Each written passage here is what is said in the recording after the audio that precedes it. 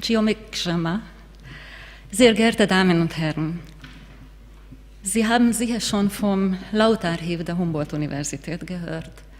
Vielleicht kennen Sie sogar den schmalen Lagerraum im ersten Stock des rechten Seitenflügels des Humboldt-Forums, der die Bestände dieser außergewöhnlichen akustischen Sammlung aufbewahrt. Etwa 10.000 Schellackplatten, Wachswalzen, Tonbänder, Gelatin- und Aluminiumplatten, historische Geräte und ein reiches Dokumentationsmaterial. Ich habe diesen eindrucksvollen Ort erst vor kurzem entdeckt. Meine Bekanntschaft mit Sammlungsleiter Christopher Lee verdanke ich dem ungarischen Literatur- und Sprachwissenschaftler Robert Gragger. Gragger gründete 1916 das Ungarische Institut der Berliner Universität und 8 Jahre später, 1924, das Collegium Hungaricum. Das Ungarische Institut gilt heute als der älteste außerhalb von Ungarn kontinuierlich existierende Lehrstuhl für Hungarologie. Und das Collegium Hungaricum, damals eine Art Wissenschaftskolleg, heute das Ungarische Kulturinstitut in Berlin, feiert nächstes Jahr seinen 100. Geburtstag. Im Juni jenes Jahres 1924 besuchte mein vielfältig begabter und charmanter Vorgänger Robert Gragger die Lautabteilung der Preußischen Staatsbibliothek, wo der Englischlehrer und Sprachwissenschaftler Wilhelm Dögen seine Stimme auf Lautplatte festhielt. Gragger sprach Ungarisch, in feierlichem Ton, klar artikuliert, ohne einen einzigen Versprecher.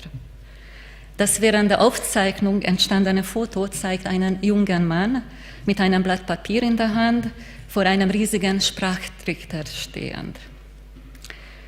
Dank dieser Fotografie und dem digitalen Katalog des Lautarchivs konnten wir die Aufnahme ausfindig machen. Mitte September saß ich mit meinem Kollegen im Büro von Christopher Lee und wir lauschten aufgeregt einer noch nie gehörten Stimme. Unsere Aufregung war zu verstehen, denn seit 1924 waren wir die Ersten, die den Inhalt dieses Vortrags verstehen konnten. Die Aufnahme mit Robert Gragger gehört zu den Stimmporträts von bedeutenden Persönlichkeiten des Deutschen Kaiserreiches und der Weimarer Republik, die sich heute in der Sammlung des Lautarchivs befinden. Für uns ist sie ein kostbares Dokument und die einzige Quelle, die seine Stimme aufbewahrt. Wenn Sie das Lautarchiv kennen, werden Sie wissen, wenn nicht, dann ahnen Sie, dass diese umfangreiche Sammlung auch Tondokumente afrikanischer Sprachen enthält. Seit Beginn des 20. Jahrhunderts nutzten deutsche Wissenschaftler die damals neue Methode der Grammophontechnik, um Sprachen anderer Kulturen aufzuzeichnen. Während des Ersten Weltkriegs entstanden Sprachaufnahmen mit afrikanischen Gefangenen aus den Kolonien der Kriegsfeinde. Ziel war die systematische Dokumentation der in den Gefangenenlagern gesprochenen Sprachen. Schicksal und Erfahrungen der Sprecher waren damals nicht von Interesse. Eine Datenbankabfrage im Lautarchiv zu afrikanischen Sprachen ergibt mehr als 500 Treffer. Es sind Aufnahmen von Standardtexten, traditionellen Liedern und Märchen aus den Ländern der Sprechenden. Es wurden aber auch persönliche Berichte aufgenommen. Auf Bantu gibt es zum Beispiel 138 Dokumente, auf Wolof 27, auf Yoruba 9, aus dem französischen Sudan 68, aus Kamerun 23, aus Benin 10. Die Sprecher wurden als wissenschaftliche Forschungsobjekte betrachtet, die individuellen Erzählungen, die kulturellen und gesellschaftlichen Kontexte waren damals uninteressant. Erst in den letzten Jahren wurde den unbeabsichtigten Spuren, die diese Tondokumenten zu entnehmen sind, Aufmerksamkeit geschenkt.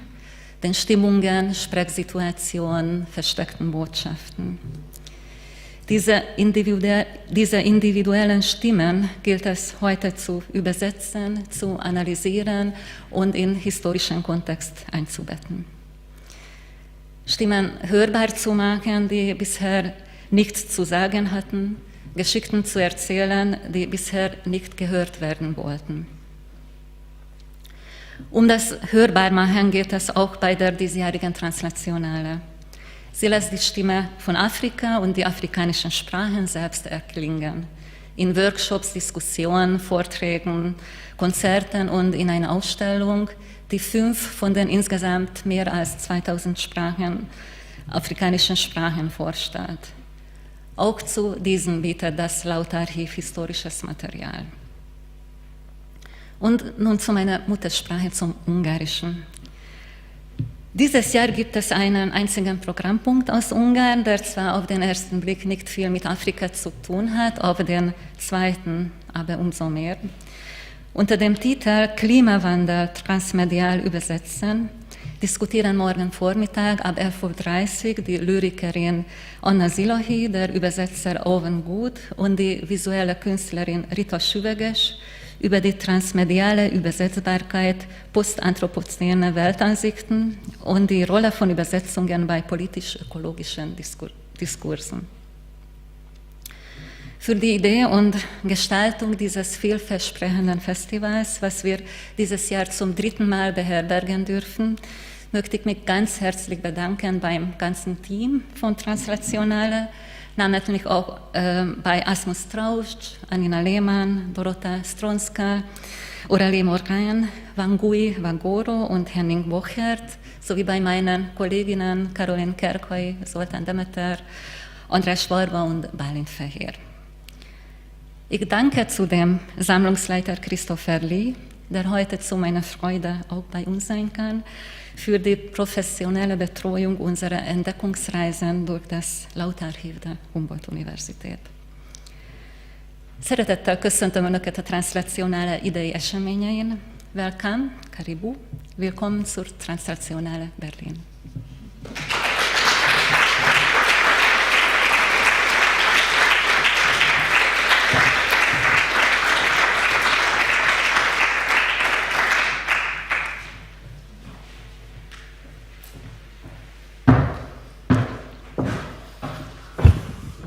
Üdvözöljük a Collegium Hungaricum Berlinben. A warm welcome to everybody. Karibuni qua vote und herzlich willkommen hier im Collegium Hungaricum und im Stream, liebes Publikum. Wir freuen uns sehr, mit euch und Ihnen heute das 4-tägige Festival für Literaturübersetzung, die Translationale Berlin 2023 festlich zu eröffnen. Und ich danke ganz herzlich Martha Notch, nicht nur für die Eröffnungsworte, sondern wieder für die Beherbergung, aber es ist ja viel mehr. Es ist eine Kooperation, es ist mittlerweile ein warmes Freundschaftsverhältnis und wir sind sehr dankbar und das ganze Team sei von uns bedankt. Ecological Discourse on the other. And again, as the last 2 years, we will present new books and current translation projects.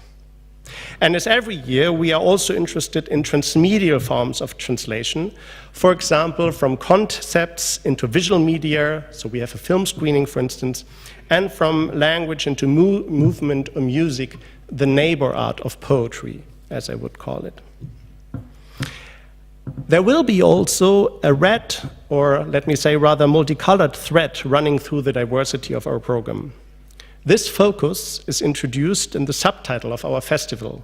Sauti ya Afrika is Swahili and can be translated something as the voice of Africa or sound of Africa. And the English subtitle, Sounding Africa, can not only mean Africa producing sounds, but also sounding the continent, as if translation was something like a sounding board. We would love to invite you to listen to voices from this great continent and African languages and discover a bit more of the literary and cultural richness of Africa's diverse traditions with over 2,000 languages. This is almost a third of all languages we have on Earth. And obviously we can't make them sound all tonight, but a few. Tonight, actually, after these speeches, we will, and I'm the last one to speak before we have the reading. Tonight, we'll start by presenting wonderful poets, writers, storytellers, as well as translators from Kenya, Mali, Senegal, Sierra Leone, South Africa, and from the African diasporas of Britain, Brazil, and Germany. The translator, author, scholar, and our curator, Wangui Wagoro from Kenya and UK, has selected them, and we are excited, honored, and grateful that you are all here. So welcome Abdelatif Abdallah, Ani Domingo, Gomoleno Moachi, Jess Oliveira, Komba Touré, and Canon Francis Omondi, and you will have the stage in a few minutes.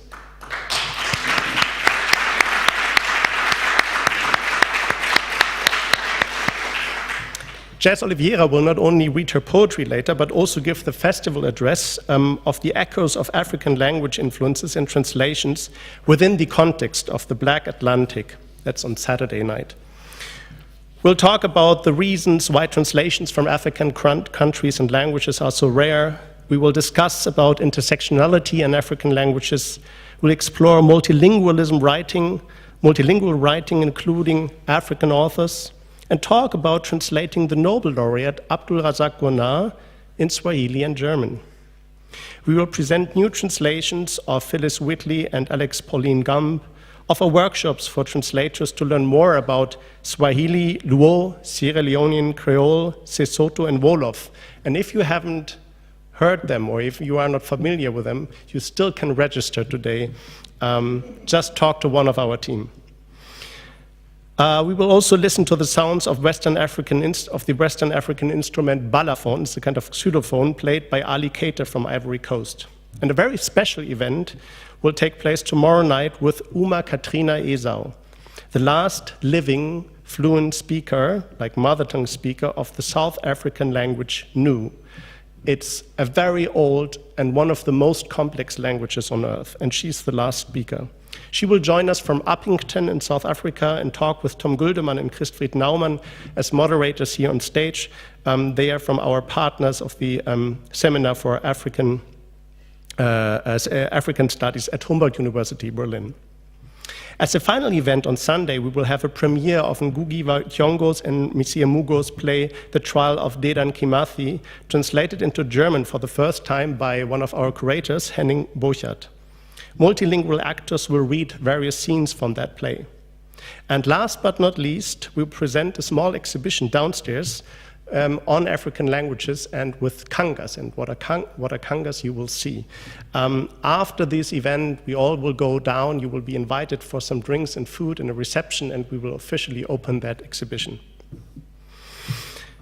We see translation as poetic and artistic activity that is always situated in an ethical and also political realm, in a context.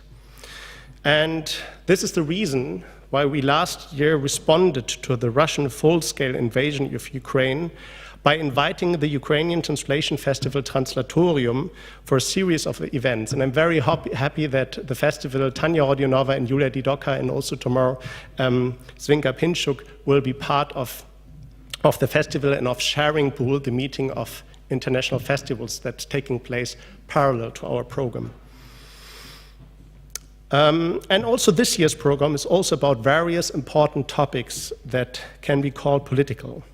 What we could not respond to with our program, however, is the war in Israel and Gaza.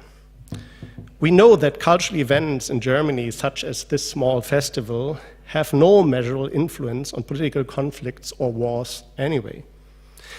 And yet, we find it important to send a clear signal to you and everyone who's listening to us, because we are moved by the situation, just as we are moved by the war in Ukraine and other current geopolitical events.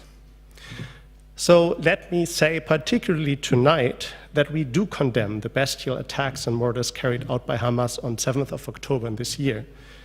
These days, around this night, around the 9th of November, mark the 85th anniversary of the November pogroms under the National Socialist reign of terror in Germany and Austria. On that evening, 85 years ago, Synagogues, shops, institutions, and homes of Jewish people were looted, destroyed, and set on fire. Thousands of Jews were interned, and many hundreds died. Today, we want all Jewish people to feel safe here with us in cultural institutions and throughout Germany, Europe, and the world. And at the same time, we firmly reject any anti-Muslim racism and the equation of all Palestinians with Hamas. And we demand the recognition of international law and human rights everywhere, in Israel as well as in Gaza and everywhere else. Now, we may only hope as translators and organizers of festivals that the art of translation may keep a certain space of understanding, the potentiality of dialogue open when it is closed in many places due to pain and suffering or hatred and violence. Part of the art of translating is actually recognizing the other in one's own. Without empathy and subtle listening, no real translation can succeed, especially not in a literary one, not a literary one. And this also applies to in a broader sense. Translating is an activity that is prepared to have languages for each other. It ensures that we can inhabit spaces together in our glossodiverse world. In this sense, may the festival inspire all of us. And now, before we start with our great performance and reading, let me just briefly invite our team, my colleagues who helped to develop and realize this program of the festival, to take the stage. Please welcome with me Wangui Wagoro, Anina Lehmann, Aurélie Morin, Dorota Strynska, Henning Borchardt, and Janina Endele.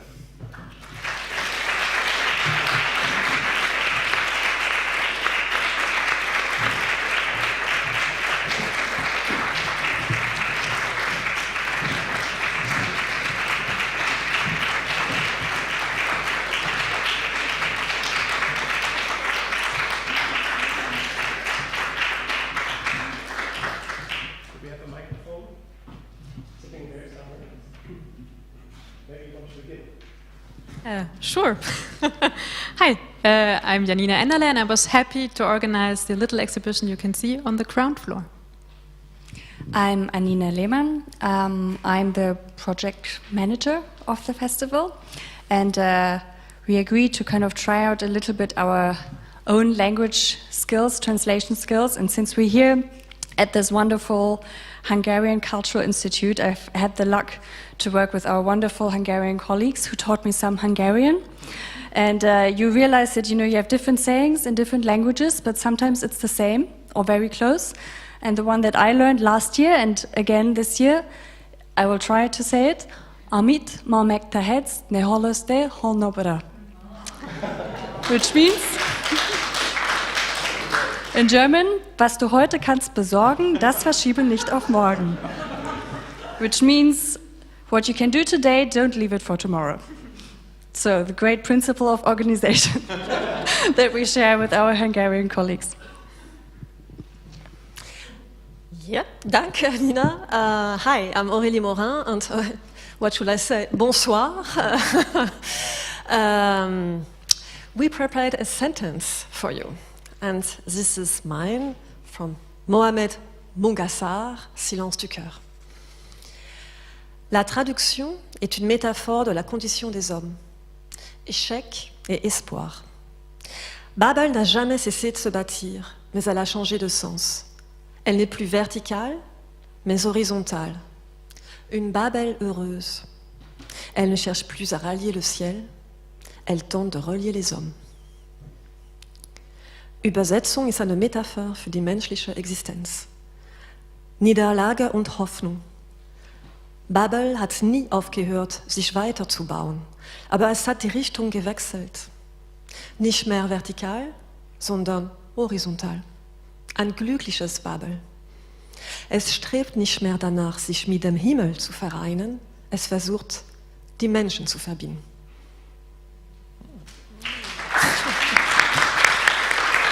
Ich kann gerne mein Buch ausleihen. Hello, guten Abend, hello and welcome. My name is Henning Borchardt. I'm obviously part of the team, and I also prepared a quote. Only in English though, I didn't translate it. and I don't want to do that on the fly, so I'll just leave you with the English.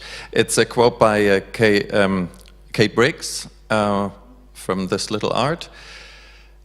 Consider the way the thing is working and reading all together, the way its many parts work in relation to one another, and the larger way in which the translation relates to the circumstances and motivations for making it.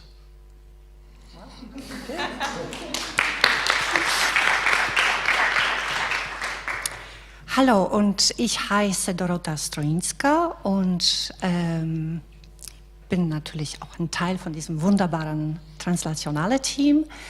Und ich habe auch ein Zitat vorbereitet von einem französischen, fantastischen Philosophen auf Deutsch und auf Polnisch. Poza tym, czy bez próby obcego bylibyśmy w stanie odczuć obcość własnego języka? Wreszcie, czy bez tejże próby nie groziłoby nam zamknięcie w cierpkim monologu, w samotni wypełnionej tylko książkami? Cześć zatem językowej gościnności. Und wären wir denn ohne die Prüfung des Fremden für die Fremdheit unserer eigenen Sprache empfänglich? Wären wir ohne diese Prüfung nicht letzten Endes bedroht davon, uns in die Bitternis eines Monologs einzuschließen, allein mit unseren Büchern? Ehre also der sprachlichen Gastfreundschaft.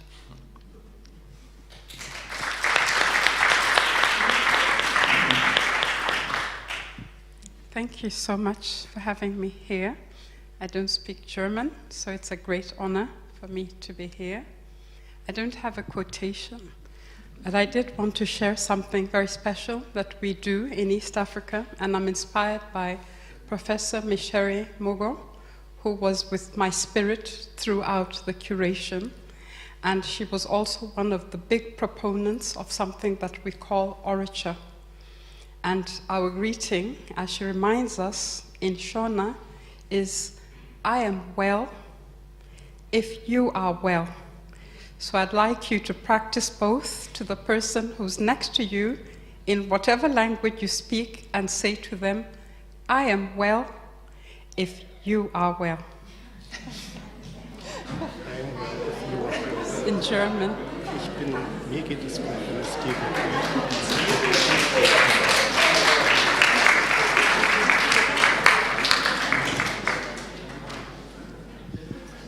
Asante. Thank you so much.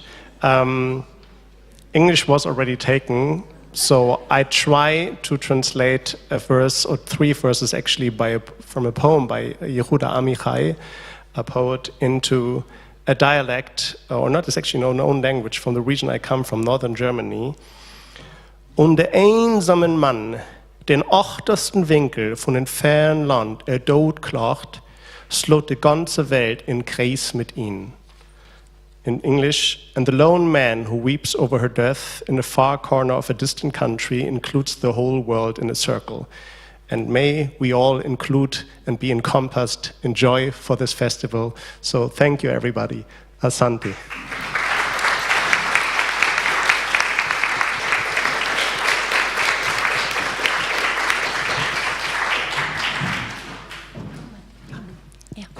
So, please stay here for a while.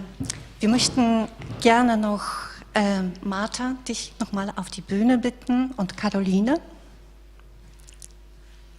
Caroline? Ist sie da? Ja, da, hallo. Und genau, möchten euch also ganz herzlich bedanken. Asmus, du wolltest auch ein Beispiel benehmen. Ja. Also, for you, for your curation, thank you very much.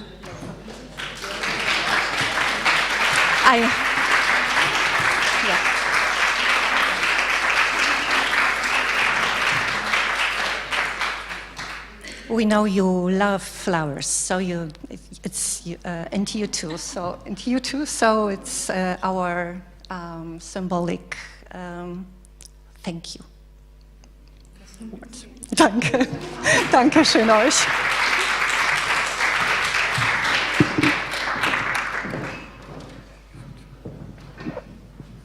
So, very briefly, it is my role now to welcome the moderator of this evening, who has already been on stage just now. She is a tremendous translator, she's a scholar, she's an author, a poet, she can even sing, we may hear something.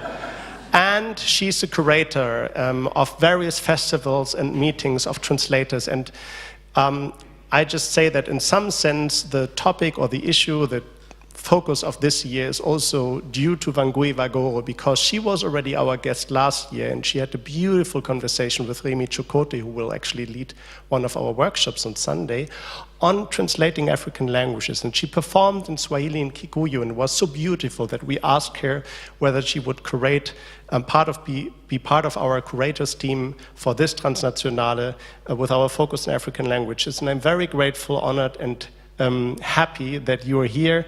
And please welcome again Wangui Wagoro, and she will introduce all the guests of tonight.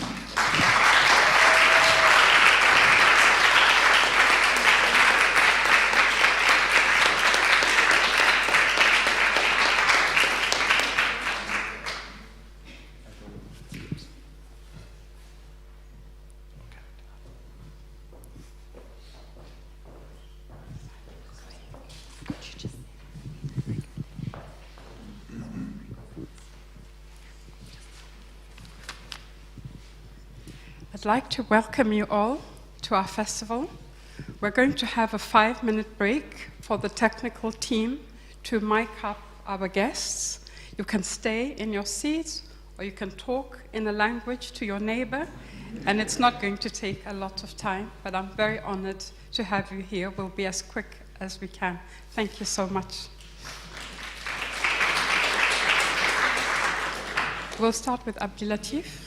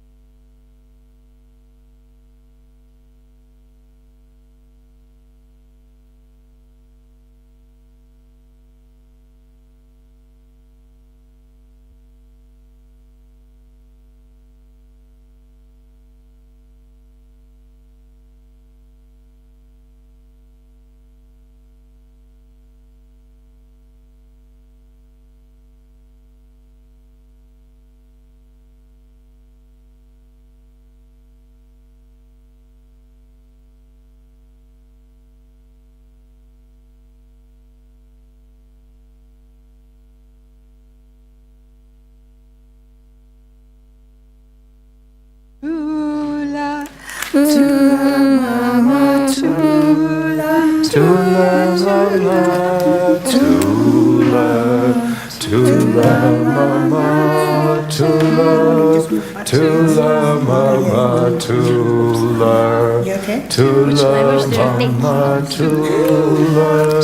Swahili or no?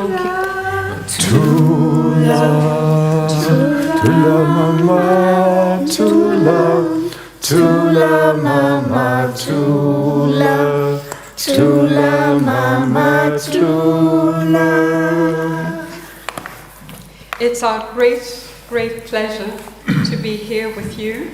I'm going to introduce these great African people who have traveled, all of them, from the continent of Africa and from Brazil to be with us today. I will introduce them before they speak, but on the furthest right is Abdilatif Abdallah, who in Kenya, where I'm from, we consider as our national poet. Abdilatif Abdallah, karibu sana.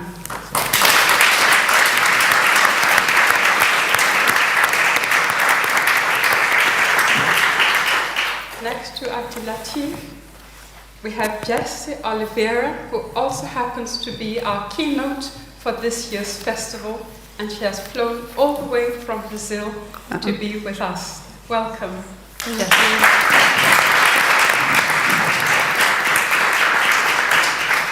We have Kumba Touré, who has come from Senegal. Bienvenue chez nous. Karibu. Merci. That is Kumba Touré.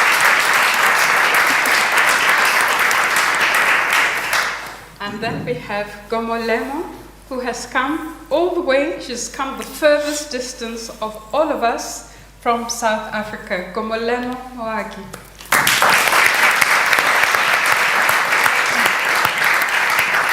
Next to her is Annie Domingo, who has traveled a short distance from London, but she has roots in Sierra Leone. Welcome.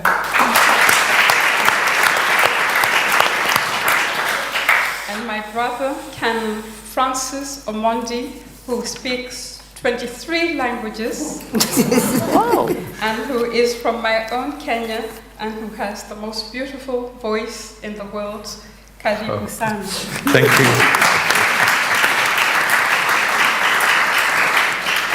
We have some videos, and we'll have people joining us live on the screen, and we will go to South Africa, where we will have Gina Klope, who was one of South Africa's greatest storytellers.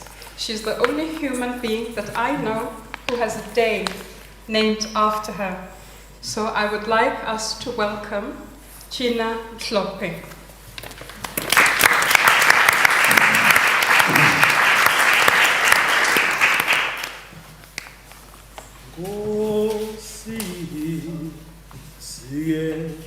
Leli Afrika, Ngosi, siye, Leli Afrika, Malu aganyiswe uphondo lwayo, Malu aganyiswe udumo lwayo, Izwa imithandazo yethu, Izwa imithandazo yethu, Nkosi usisikelele thina silusapho lwakho ngoba thina sonke siphila ngawe somandla siphila ngawe somandla sikelela Afrika sikelela Afrika uhlaziya ukucabanga kwethu khanyisela abaholi bethu liqhakaza ikusasa lethu yebo Nkosi yami siyacela Nkosi enkulu siyacela themba lethu sikelela izwekazi le-Afrika sikelela imizamo yethu sikelela ogogo nomkhulu sikelela sikelela Nkosenkulu sikelela Mfelenqangi sikelela Themba lethu sikelela Nkosenkulu sikelela Mfelenqangi sikelela Themba lethu mudimu wankulu baruna uluka sichaba sa Afrika uyoyo sikelela Nkosenkulu sikelela Themba lethu sikelela imizamo yethu sikelela Nkosenkulu sikelela Mfelenqangi sikelela izwekazi le-Afrika Thixo wokhokho bethu Thixo abazali bethu sikelela ingane zethu sikelela imizamo yethu sikelela ikusasa lethu uyoyo sikelela Nkosenkulu sikelela ikusasa lethu. Sanibonani. I am Dr. Gcina Mhlophe from Durban, South Africa. I'd like to share with you what I call history is a heavy matter. I will share with you in my mother tongue, isiZulu. Umlando into enzima. Isilo esimakhanda. Amakhanda amaningi ongeqede kwabala. Ngithe umlando into enzima. Isilo esimakhanda esimibalabala ongeke ukwazi ukuyibala uyiqede uthi noma uyithinta ungazi ukuthi uzothinta phi uyeke phi. Umlando into enzima. Isilo esithi uma sisondela sibheka njo emehlweni uzwe izigubhu ongazazi nokuthi zishaywa ubani zikhala ngaphakathi kuwena enhlizweni esithi gu esithi gu esithi gu esithi gu esithi gu esithi gu zithi kulungile sondela ngithinte ungiphulule uma uthanda uthokoze uyiqhenye uyigqaje ngomlando wakho umlando onothile umlando obalulekile liphenduke enye ikhaya libuke lithi mana khona lapho akubona konke okuhle okukhona emlandweni wakho kukhona okubi amabibi adala sibe namahloni adala izinyembezi zigobhogoboze lapho okhokho nokhokhose sebekhumbula okuningi izigameko ezenzeka esingafisi ukuphinde sibuyele kuzona ngitheba kwethu umlando into enzima isilo esimakhanda ekumele sisihloniphe ngaso sonke isikhathi. History is a heavy matter. An animal with many heads that you cannot even begin to count. History is a heavy matter with so many colors you cannot even begin to count them. But sometimes it smiles and looks you straight in the eye and say, yes, come close. You can look at me. Yes, you can feel the drums that are beating deep down in your heart. Going go, aziti go, aziti go, aziti go, aziti go, aziti go. The drums, you cannot even say who's beating them, but it is history. The history that says, come close. You can touch me if you like. You can even caress me. You can even remember the richness, the wealth that is your history. Sons and daughters of Africa, history is a heavy matter. It says to you, please be proud, honor, celebrate the history that you come from. And as you are basking in all that glory, another head turns around and looks at you and says, stop right there. It is not all glory and beauty that is embedded deep in all our history. It is the kind of creature that reminds us that there have been terrible occurrences. And yes, in that history, there are painful experiences that hurt so much of our journey, our children, our mothers and fathers, things that we are embarrassed of, we don't want to repeat. I say stop right there. It is not all beauty that is embedded in your history. You see the tears running down on the faces of our ancestors because they don't want to even dare look, because they are warning us not to repeat the mistakes of the past. That is why we say history is a heavy matter. It is not all good. It is not all bad. History of any nationality. And that is the matter of this animal called history.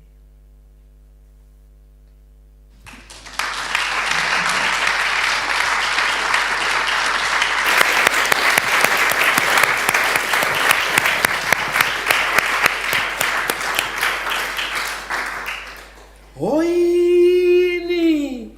Hoina! Everybody come out and watch. Today, the morning star shines brighter as it triumphantly ushers in a new sunrise. Finally, the day has dawned for the woman of Africa to be honored and respected for who she really is. For hundreds of years, hunger and disease have been her unwanted companions. Too often made to feel like a refugee in her own home, as insults and humiliation were heaped upon her. All the battles she has fought, one after another, without any recognition. But you wouldn't say by the smile she bears to kiss the sunrise each morning. Grateful just to be alive with her children and men. Oh, her laughter, it inspires birds to sing new melodies. The woman of Africa, she hates war with all her heart. Every time she's called upon to sing and dance for one victory or another, she goes, she sings, she dances, her hips swaying longingly for all wars. All wars to end, for every bullet on the African soil to turn into a ripe, juicy fruit, a vegetable seed, a cup of rich, creamy milk, or a pen to write with. Oh, the woman of Africa wants to sing a song of love to bring back old wisdoms that will shine a new light brighter than the stars in the night sky. For all her wishes and endeavors, her tears and laughters, may the springs, lakes, and rivers of Africa sing her praises every day so she may not tire. May the leaves on every tree chant on a windy day. Halala, halala, we celebrate you. Woman of Africa, we celebrate you. Halala, halala, we celebrate you. Woman of Africa, we celebrate you.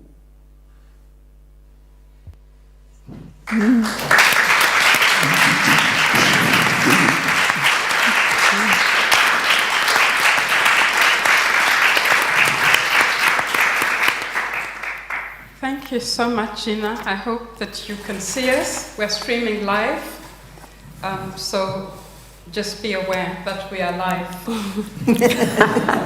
Gina has a PhD in writing and storytelling and is the founder and director of the Gina Masheko Arts Heritage Center. Her works have been translated in many languages, including all official South African languages and Braille. She has staged her plays in the United States, UK, Greenland. Her best known and studied theatre text is Have You Seen Zandile?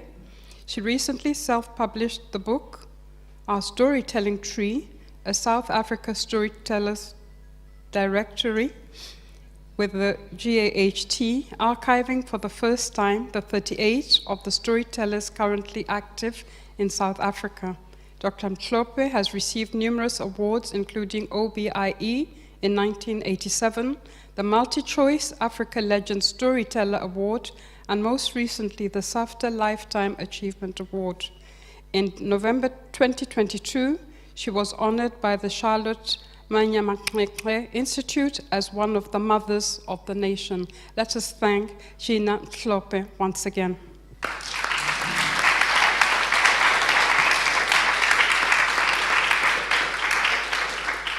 Sasa ni furaha yangu tele kumkaribisha mwenzangu Abdilatif Abdallah ambaye ndiye mshairi wetu wa Kenya. It's my greatest honor to welcome Abdilatif Abdallah, our national poet of Kenya, who was born in Mombasa in 1946 and a writer, and he's a lecturer and political activist who writes in Kiswahili.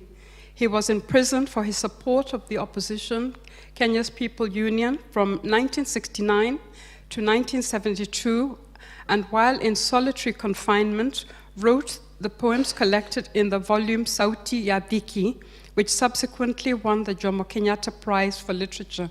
Quite an irony.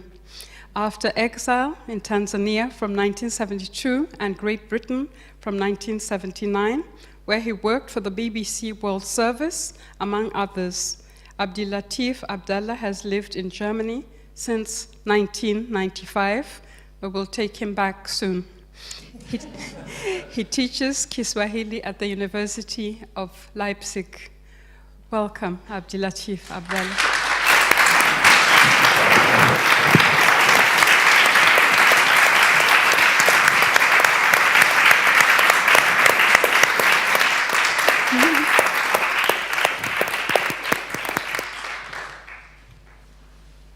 Asante sana Wangoi.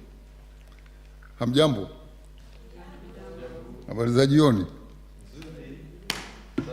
Good evening.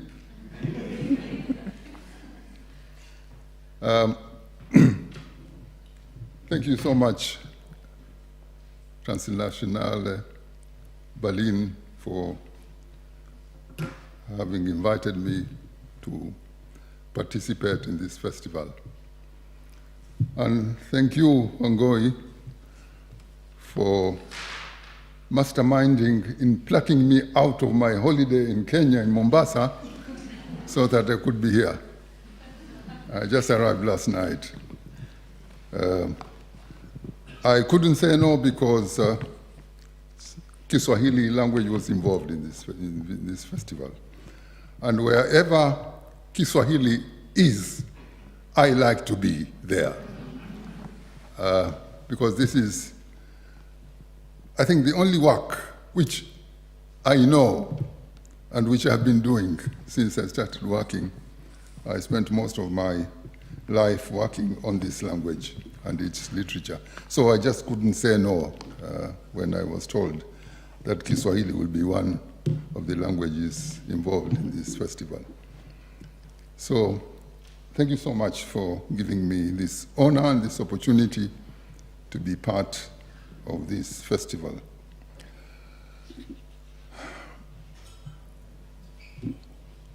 We live in a very troubled world and very unjust world.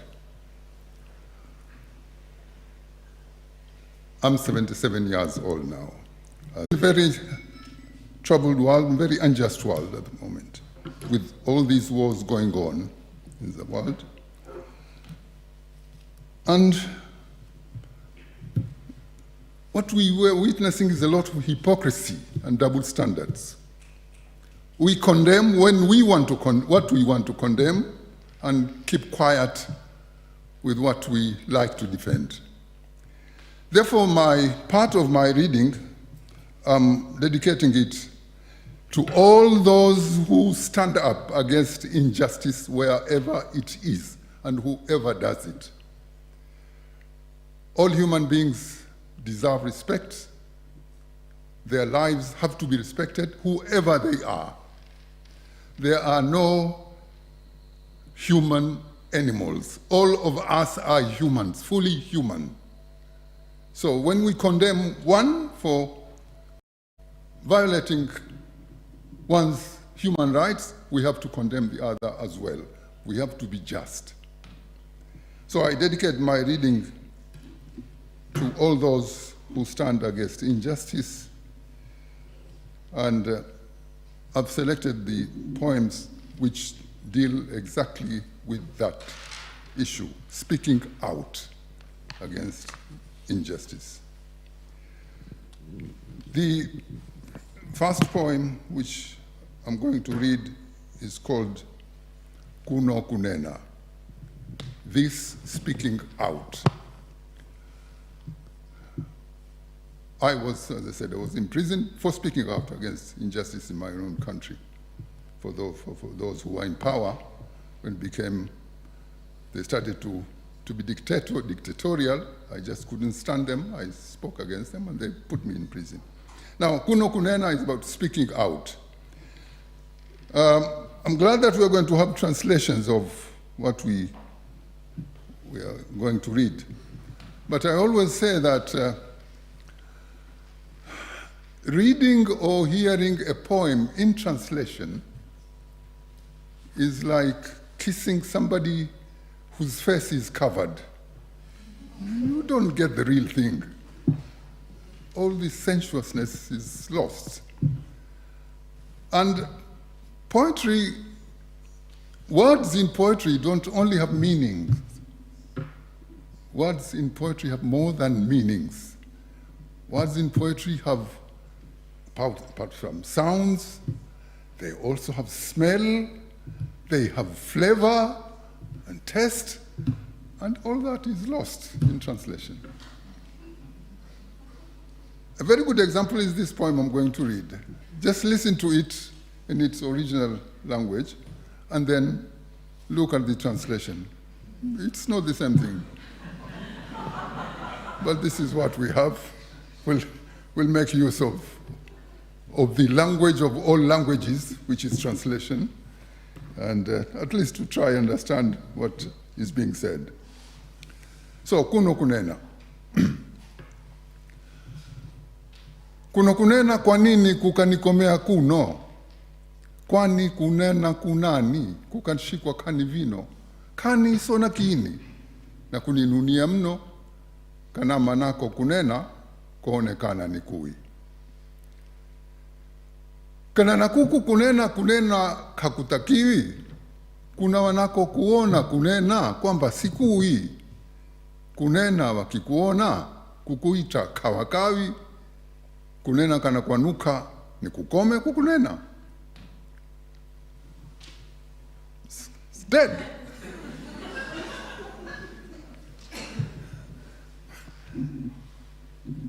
Now this poem ends with a question. If speaking out, some people don't like it, should I keep quiet? The answer to that question is in the next poem, called Siwati, meaning I will never abandon my conviction. As I said, I've been involved in the speaking out against injustice for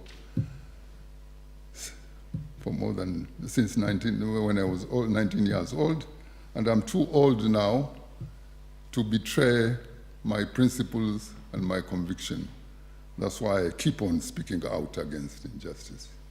So Siwati, I'll never abandon my conviction. Siwati nshishielo, Siwati, kwani niwate. Siwati nililo hilo talishika kwa vyovyote. Siwati ni miminalo hapano au popote, hadi kaburini sote miminalo tufukiwe.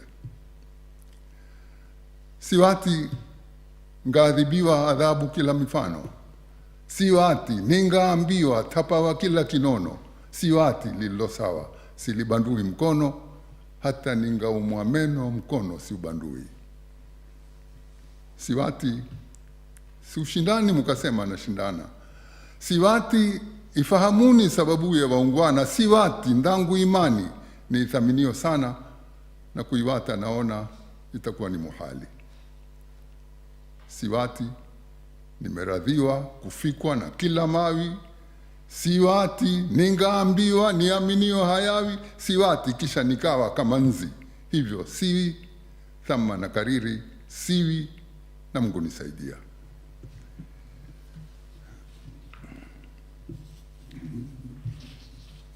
The third poem is again about another type of injustice which is being committed all over the world, and that is economic injustice. And especially we who come from the so-called third world countries, we are the victims of that type of injustice, as I'm quite sure all of you know. I'm sorry to say this, but what is now called the first world would not have been what it is now were it not for the economic injustice which was meted out in Africa, in Latin America, in Asia. So this poem, the third poem, is called Kibarua, meaning casual laborer. Now in here, the casual laborer is lamenting that he is the one who produces all this wealth, but at the end of the day, he ends up with nothing, and it's somebody else who benefits and becomes wealthy from the sweat and blood of this casual laborer.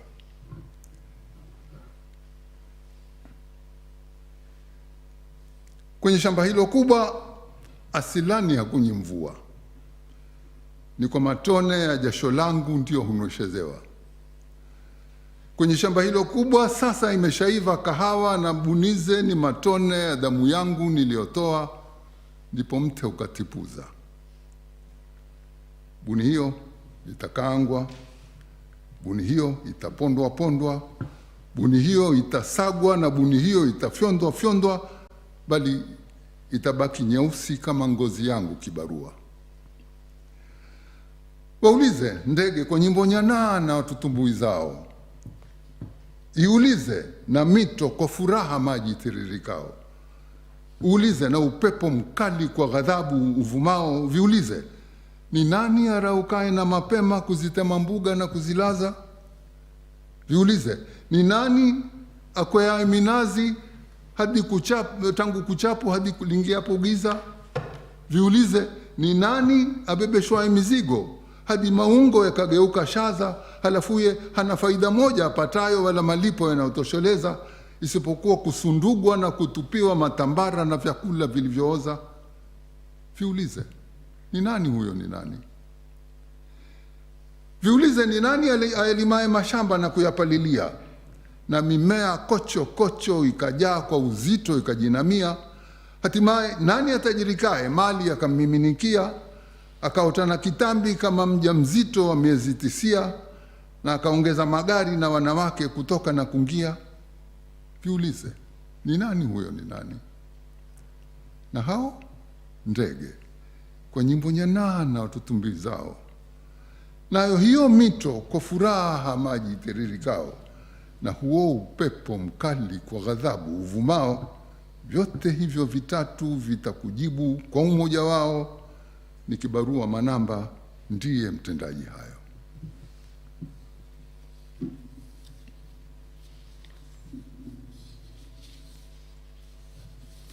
The next poem,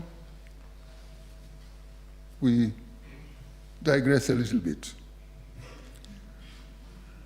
and move to another field of life.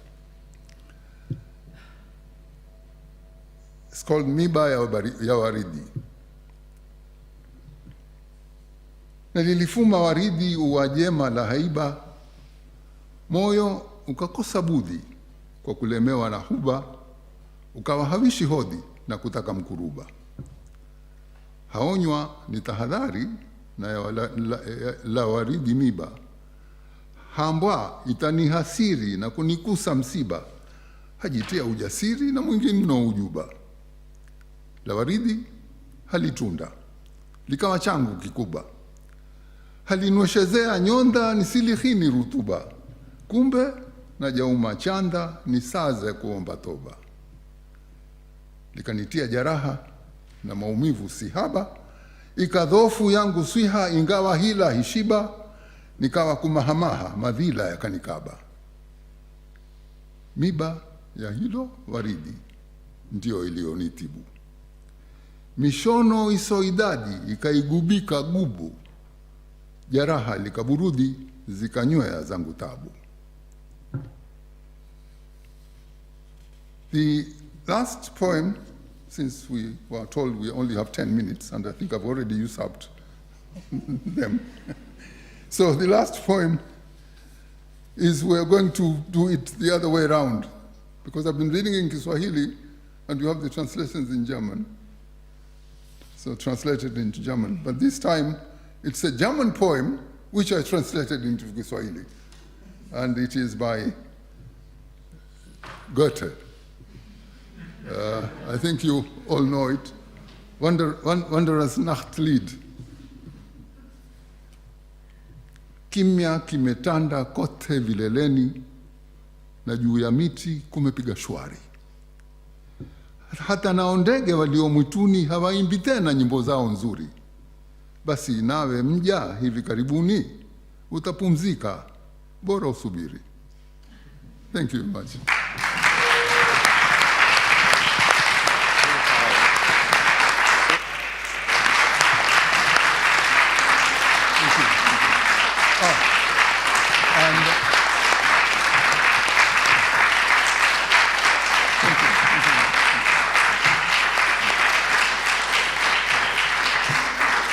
By the way, for those who are interested, there are some books there if you would be interested by. There's one here called, you can see, this person I don't know. It's on sale there. And for those who read Kiswahili, this is the prison collection of my poems, which I wrote in prison. It's available there as well for those who, and another collection of 19th century Swahili poets from Pemba Island in Zanzibar. So for those who are interested, after the session, I think we can deal with that. Thank you very much once again.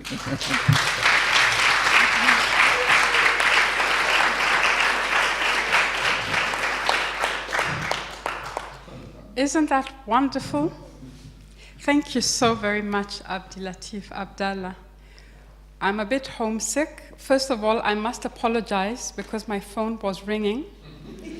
3 days ago, I was very sick in my bed. I didn't think I was going to be able to come. And because I was afraid of missing my medication, I put my alarm to remind me to take my medication. So that is why you heard my phone ringing at this time. I apologize. But we're going home now to Kenya. It's my great pleasure to introduce Jane Bosibori Marando Obuchi. I should say here to you that all of us here did not grow up learning our languages at school, from the youngest one to the oldest one, because of coloniality. To this day, except in South Africa, and even there, very narrowly, our African languages are not taught at schools. So while it is very enjoyable what we are doing here, it is at great cost to us as writers and speakers and translators, because it's not something that we were taught, it's something we have taught ourselves. 2 years ago, Kiswahili, which is a language which is spoken by over 100 million people, was officially recognized by the United Nations, and it has its own day on the 9th of July. So as well as having fun, we're also making history. And as you heard, we will be hearing from Uma Katrina, who's the last living the last living speaker, natural speaker of the oldest language on earth, which is Nu, which is part of the San languages of the Kalahari and Southern Africa. So these are really historic moments that we're here in Germany, and this is also the place in 1884, if you remember, where our story with European languages began. So it is really a very symbolic gathering that we have here. Next year will be a decade year, but we will go to Jane now, who really has impressed me so much by translating the African classics. And we will also be joined by Ida Hajivayamis, who has also translated, who by coincidence happened to be the Nobel Prize winner Abdul Razak Gurna. She has translated him back from English and taken him back home to Kiswahili. So we'll be hearing from her during the course of this festival. So Jane is a Kenyan writer, researcher, and educator. Jane is the first internationally recognized writer in a Kegusi language. Her research interests include oral literature, children's literature, language and gender, and translation. She has published and translated in Ekegusi language numerous articles, including Ngugi wa Thiong'o's The Upright Revolution, The River Between, I Will Marry When I Want, Chinua Achebe's Things Fall Apart, and William Shakespeare's Romeo and Juliet. She has translated Murambi, The Book of Bones by Boubacar Boris Diop, who's a very big Senegalese writer. And she has also translated the Dakar Declaration Museum of Black Civilizations into Kiswahili and Ekegusi. She led the 2021 Itukia workshop in writing and translation in African languages, which is funded by the Ngugi wa Thiong'o Foundation and the University of Bristol. Jane, I hope that you can hear us, and thank you very much for participating. We're going to join Jane online. Thank you.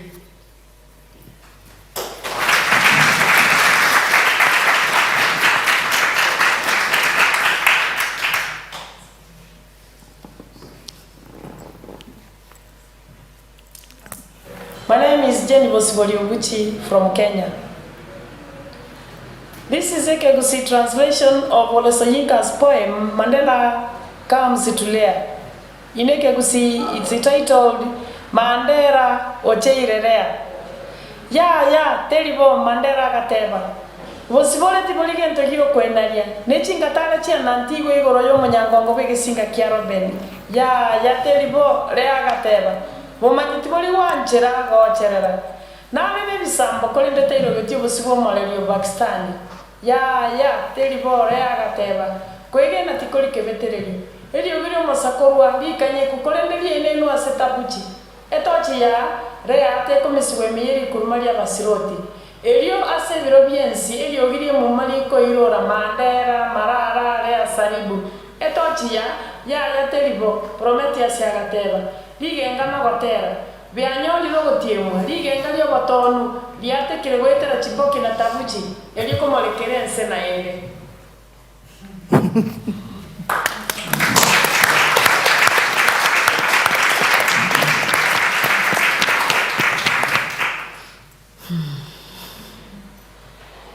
Ladies and gentlemen, allow me to read an excerpt from Chinua Achebe's novel Things Fall Apart in Ekegusi language, translated as Bintombi Severerekani. Hekara marua lenge konyugwa oyo mugwa bagotumona saba ili akatinena na kwire ne rubiya so Kongo. Nsakote abanga titwa semereti moyega manene buno yoiga nigera rorekane ngati twa manyete buno moigo ito okongo nabwa tokoboko korambogete. Twensintomo manyete. Na indi twakagere to moyega manene. Kolende nigo beiro manene mono kubwa buna twakagerete. Buya mono. Tikabionsi biri wasokye bikwirene chintunda 10. Nere buya engakiye ekereke golia gekege koerore kengaini kubwa babo igurite kororo monto gokore bintege koro. Umonto korangeria ba matena ba iria somoyega. Tali gokora bwelio kubatoria gokwenchara. Bonsi balene ndagera se chinga chiabo. Ekero to gusangireka na twense ekero ki umutinyi asegetigie kenyoro. Tali asengencho yo mutinyi. Kero monto na bakoro mutinyi koruboye. Nigo togo chama asengencho nero biya saba ntaba mogokarabo. Nabo mora bolie kigeko gerango kwa na yonsi. Nigo ngokwa na asengencho ninde no bwo baseka goliegeke aseinwe. Akaramboro koboko kwa yego chia saba saba nge baikaransete. Asendenje nigo intigareti nga kienge yo komenya nabo igo uchendo na unachuku na emebo kolende ninde no bo baseke goliege ka sengenje timomanye tichinguru cyo kubwata naso bwiri timomanye tingenje jo kwa na serio gilimo na inde ningi engere yaye gusasi magukora reguru wa wasaira simule musacha bona na bagutiga ise na bamura bamwabo na bakoragereria chinya site ya baisene chisokoro chiaye bunesese yo motwari eyo kali akobe balimo na goncho kero manenoye na abeire no bwo basimule na abeire no bwo basorogongo agaoncho kanaenda sokongo na goteba mbiya mona aso gutosangirire kaniamo.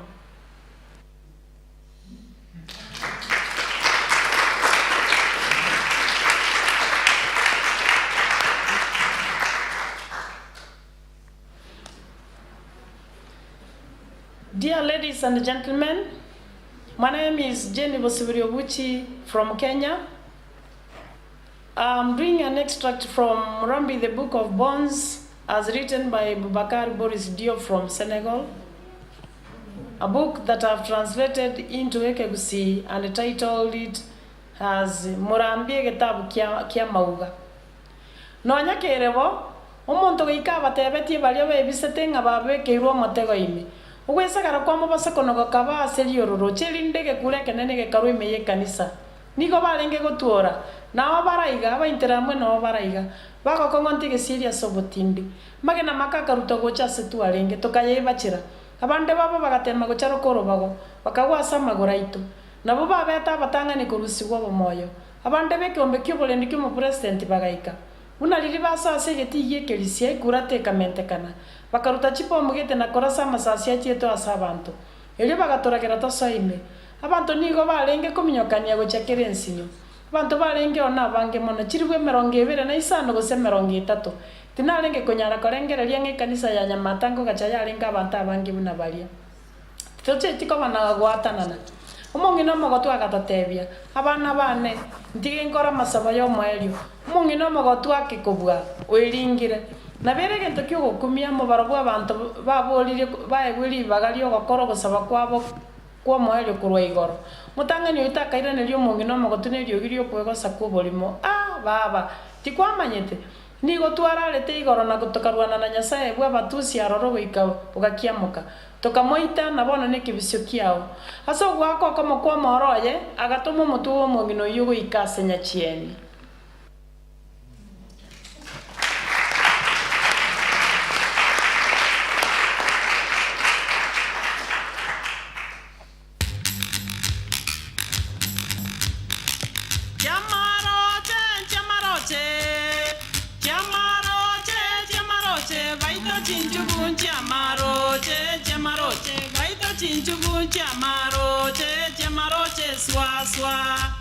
Swaswa nyalika moro obe nyali mogongo choma mochichori baito morao mochichori baito morao mochichori swaswa nyalika moro obe nyali mogongo choma wabokiro bwanchani boli bwakare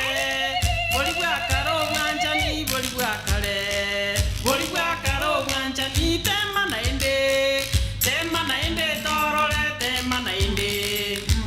naende torole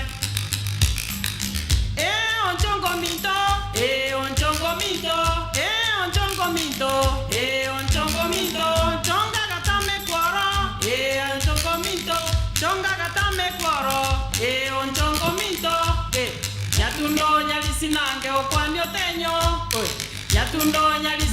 okwanyo tenyo abana baito konyatundo nyalisinange moita biya konyatundo nyalisinange ebuna lero konyatundo nyalisinange nyatundo nyalisinange okwanyo tenyo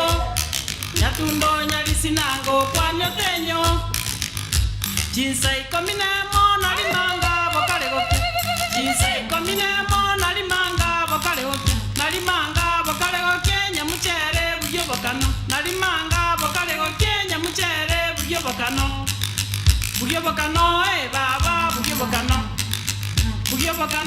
baba buryobokano nyamuchere buryobokano oraya chingero banyangero oraya chingero banyangero nalimanga bokalegoke chingero banyangero nalimanga bokalegoke buryobokano baba buryobokano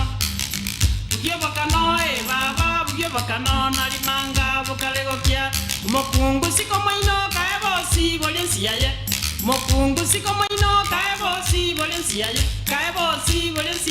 nerakonya gosera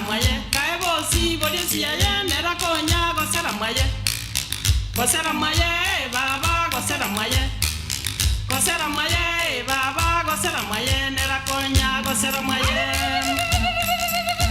keruboka manyoncho obenga keruboka manyoncha kaimoka mambia chunyaga sambe keiriria tobu na mokore nyangi aenga rogoronga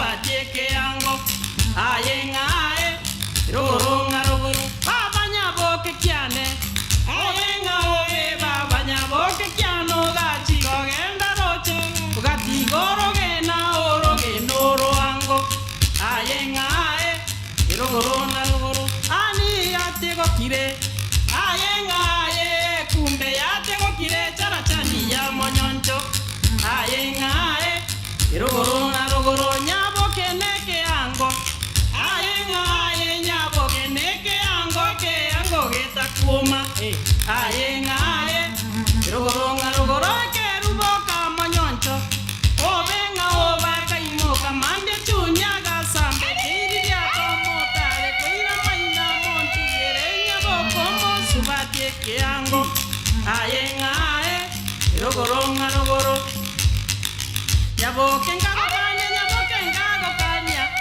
nyaboke ngakanya nyaboke ngakanya nyaboke ngakanya nyaboke ngakanya nyaboke ngakanya omoyo nyaboke ngakanya nyaboke ngakanya nyaboke ngakanya mumuro militari nyaboke ngakanya mumuro militari nyaboke ngakanya mumuro militari nyaboke ngakanya mumuro militari nyaboke ngakanya omoyo nyaboke ngakanya mumuro militari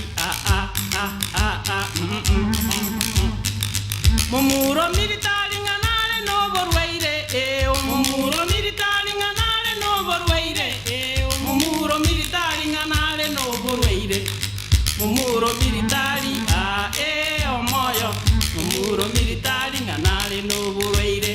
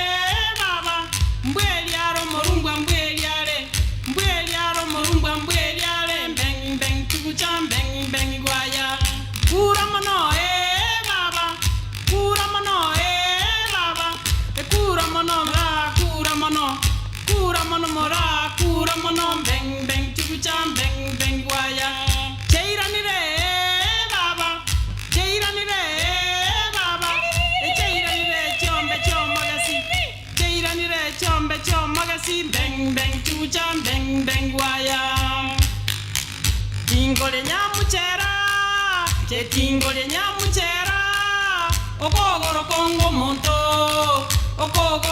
monto, makaga tuba, okogoro kongo monto, okogoro kongo monto, okogoro kongo monto. Mogene chile seito, ningito como, I think that's mogene chile seito, ningito como baba, ningito como ngondie kale ngumbu, baba, ngondie kale ngumbu, nyamaino mandegere. Baba, mogene chile seito, ningito como baba. Baba mogeni chile seito ningito como kagolenya iro nyero nyekero lenga golenya iro nyero nyekero. As they sign off, can you join me in applauding Jane Abuchi?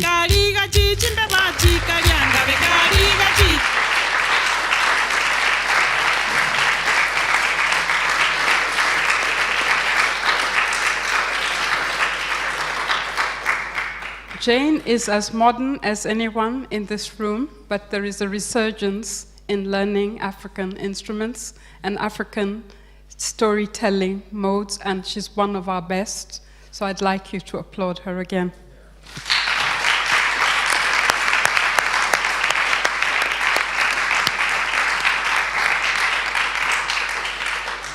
And now, believe it or not, we're going to cross the Atlantic, where there's the largest population of Africans on earth outside the continent of Africa. We're going to Brazil, and it is my greatest delight and pleasure to welcome Jessie Oliveira, who I met last year, guess where? In Berlin. And it is a very great pleasure. She's a very big translator from Portuguese and into German and into different languages, English. She teaches at the University of Colorado. She's a scholar here in Germany. I did part of my PhD research here. You've just finished, so let's congratulate her for finishing. Yeah, thank you. And she will be reading to us. Jess, welcome. Thank Bom you. dia, boa noite. Boa noite. Boa noite. Welcome. Obrigada. Good evening, everyone. It's a pleasure to be here. I'm so honored to be here and so full of emotions. And seeing Jane Obuchi, who is a translator who dances and sings, is wonderful, because that's part of the things or the movements that me and my research group in Brazil are trying to think and to dance and to sing through and to translate through, because we are, as Professor Wangui Wagoro just said, a very black country, but we are all so kind of isolated because of the language we speak in Brazil, and it's we speak Portuguese there and indigenous languages, but Portuguese is the official language, and sometimes we miss hearing and talking to our siblings in the continent and the other parts of the world. And that's something that I wrote. So this poem, now I see that everything makes sense because this poem I wrote with a friend who is also my translation partner. Like, we do co-translations a lot. Her name is Bruna Barros, and I want to say hello to her if she's listening to us, seeing us. And this poem is called Traduzindo no Atlântico Negro. There's going to be the German translation. And so we're really talking about this kind of prison of colonial languages and how a lot get lost in translation when we are translating Black people from the diaspora, from the continent, and how we're trying to think across language and beyond languages, across colonial languages, to be in conversation with our siblings. So I'm going to read in Portuguese, which is not exactly an African language, but is a language spoken in Africa. And most today, if I'm not wrong, most people who speak Portuguese in the world are people in Brazil and in other countries of Africa, like Mozambique and Angola. So the future of Portuguese is African and African diasporic. So, traduzindo no Atlântico Negro. O pluralismo linguístico presente e atualizado na diáspora pode ser um paradigma para a luta transnacional. Por meio dele, também podemos olhar para a nossa história no nível global, não apenas local.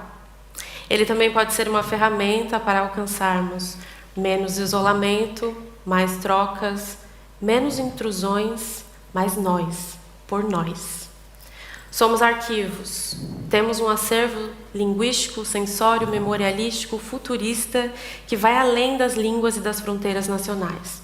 Essa língua comum que compartilhamos, como um espaço produtivo de fabulação crítico-criativa, é feita de motivações mítico-poéticas. É a produção da gente, é a gente. Nos traduzir é um processo de aprendizado reflexivo. Reencontros, imaginados, sonhados, articulados e codificados por nossos ancestrais. Reencontramos com elas.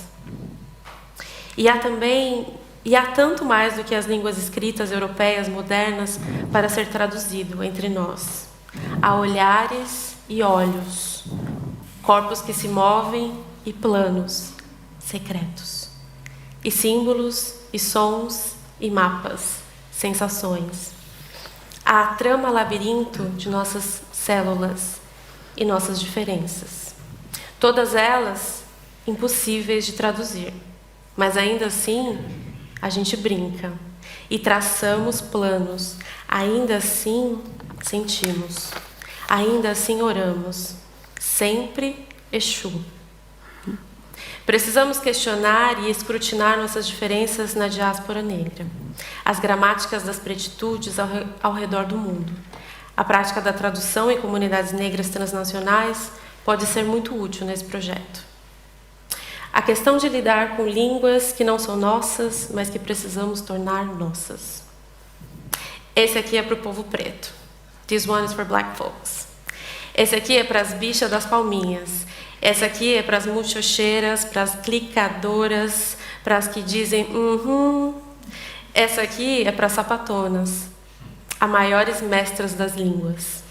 Um salve para sapas multilingües.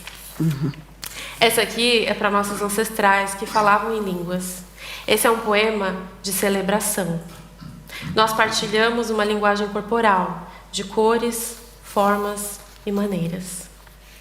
The struggle is real. Eu ligo para minha irmã e ela diz hello. Ela se sente muito entendida quando eu rio de suas piadas, mesmo que ela não entenda nem um pouquinho as minhas.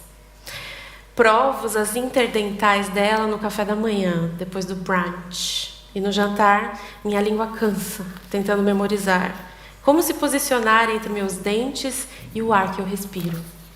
Eu ligo para minha irmã e ela pergunta, how are you? Eu digo, tô bem. Ela ri, porque é tão engraçado, meu sotaque. Ela me diz. Ela come arroz e feijão quando eu faço para ela. Ela mastiga a vogal nasalada que eu ofereço para ela, mas ela nunca engole. Eu nunca consegui a porra do visto. Mas ela vem para cá sempre que dá vontade. Ela nunca bate na porta, tão engraçadinha, ela se sente em casa. Porque eu tento falar que nem ela. Porque ela reconhece meu riso e minha dor, mas ela pode voar para longe. Eu me pergunto se ela consegue mesmo me entender, se a gente pode unificar a luta, e se ela está me vendo lutando para entendê-la. Se the struggle is real, elas que lutem. Amém. A luta continua. Aviso. Eu não falo português. Eu não falo espanhol. Eu falo pretuguês. Eu sou cheia de manha. Eu amo quando meu dengo me faz um cafuné e dou um cheiro nela. Travessia. Se o internacionalismo negro não pode existir sem tradução, quem é que está traduzindo? Se a tradução é a chave para as fronteiras culturais, quem as desenhou? Quem tem os passaportes? Como podemos pertencer a um Estado-nação quando tudo o que eles fizeram foi nos ensinar a perecer? Traídas por línguas nacionais que não nos criaram. Por que chamaríamos elas de maternas? Eu sou a filha da terra. Os mares não serão meu túmulo, serão meus rumos. Por eles, eu vou caminhar e conectar. Traduzindo no Atlântico Negro, as éticas e estéticas da tradução. Encontre uma amiga que você gosta muito e uma garrafa de alguma coisa. Sua garganta vai precisar. Traduzir é conversar. Vocês podem cozinhar juntas, picando vegetais que vocês mesmas plantaram. Não corra atrás das palavras. Elas virão até você. Em vez disso, sente a brisa do mar, sente a maresia. Deixa o sol te banhar. Escute sua amiga. Crie, escreva, construa e sonhe. E lembre. Lembre. Are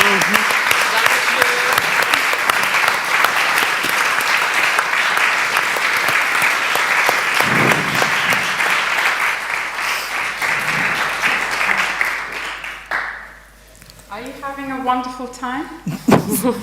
Wonderful. So we're going to continue with this magical evening, which is very rare in any part of the world. So I want to use this opportunity to thank my team who helped to curate this wonderful festival, because even for them it's a surprise. I don't think that we expected that it would be so wonderful and so beautiful.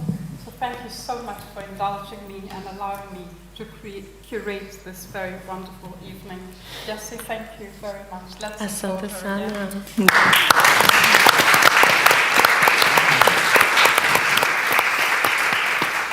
So while we're waiting for our video to be loaded, it's a wonderful video from Tulani in London. We're going to have a video from Tulani in London. So I was going to perform tonight, but because of my little cold that I have, I am not going to perform. So while they're preparing the little video, I'm going to ask you to stand if you're able to. And I'm going to teach you a Kikuyu song. And the Kikuyu song that you're going to sing is because we want to say we don't want to go away. We're enjoying listening to this. So, and I know that in Europe you're not used to doing this spontaneous thing. But for us, this is normal, as you saw with the dancers. I want you to feel like them, relax, shake your body. And all I want you to say is that we don't want to go, we want to continue. And all I want you to say is Lara. Dada. Dara. Lara. Lara. It's an R-ish sound, not L, but it's in Swahili, it's Lala, which means let's don't go away, spend the night. Lala. Lala. So you'll be here all night. So I'm just going to just say Lara. Rara. Abdilatif we Lala. Lara. Juride togezie. Lara. Aidero neinene. Rara. Rara. Rara. Rara. Rara. Rara naniwe. Rara. Wangerayo. Rara. Yamae namutu. Rara. Jesse Ritoe. Rara. Juride togezie. Rara. Aidero neinene. Rara. Rara. Rara. Rara. Rara naniwe. Rara. Wangerayo. Rara. Yamae namutu. Rara. Doro tabito. Rara. Jugidendro gevie. Rara. Naidero ninene. Rara. Rara. Rara. Rara. Rara. Rara naniwe. Rara. Wangerayo. Rara. Yamae namutu. Rara. Applaud yourselves. Thank you.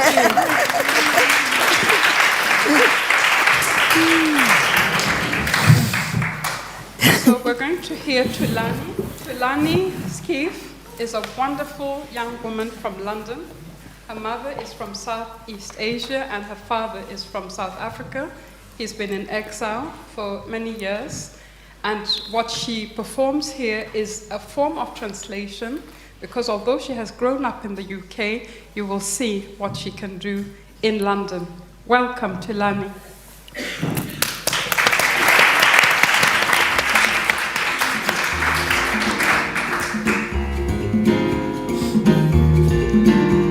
Custodians of the song, and chant. We wake up with the quivering of hidden tendons of the night, whose tautness vibrates the morning into the breathing of a song that soothes the pain of our yearning for harmony. For we are the stewards of the garden of creative cultivation. We bear ourselves of the husk of the grain, throbbing with the deep inner music of being human. Our song invokes the spirits that permeate every nuance of life's timeless path.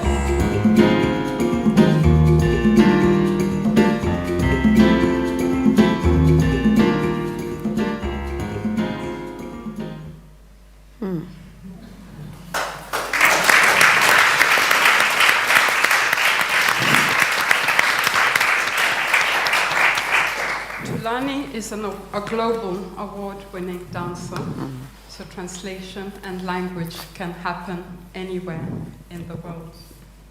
So the next guest that we have today has come all the way from Dakar, Senegal. Nangadef. That's my sister Kumba Touré, and it's a great pleasure to welcome you here in Berlin. Imagine, Kumba, I'm welcoming you in Germany. Of all places. Microphone. Kumba, I've been very privileged to work with Kumba in an organization called Africans Rising, where she was one of the founder members and where she served a 5-year term. She's based in Senegal and she's the chair of Trust Africa organization, which is a very important organization, and she's a board member of Women Building Up and the Baobab Center. She's the founder of Invisible Giants, which is an organization celebrating women for positive changes in their communities. You can see their wonderful work online. She's a storyteller and children's book author. She's a former coordinator, as I said, of Africans Rising, Movement for Justice, Peace, and Dignity, and former Ashoka, which is representative for Sahel, supporting innovators. She's a feminist activist, and she designs and produces a range of education materials and art events with Falia Artist Collective and with Kumbati, which is her own company through which she promotes arts and culture. And it's really something to behold. You can find it at kumbati.com. She has more than 30 years of experience in leading, implementing, and evaluating programs for social justice globally. And she's one of the most stylish people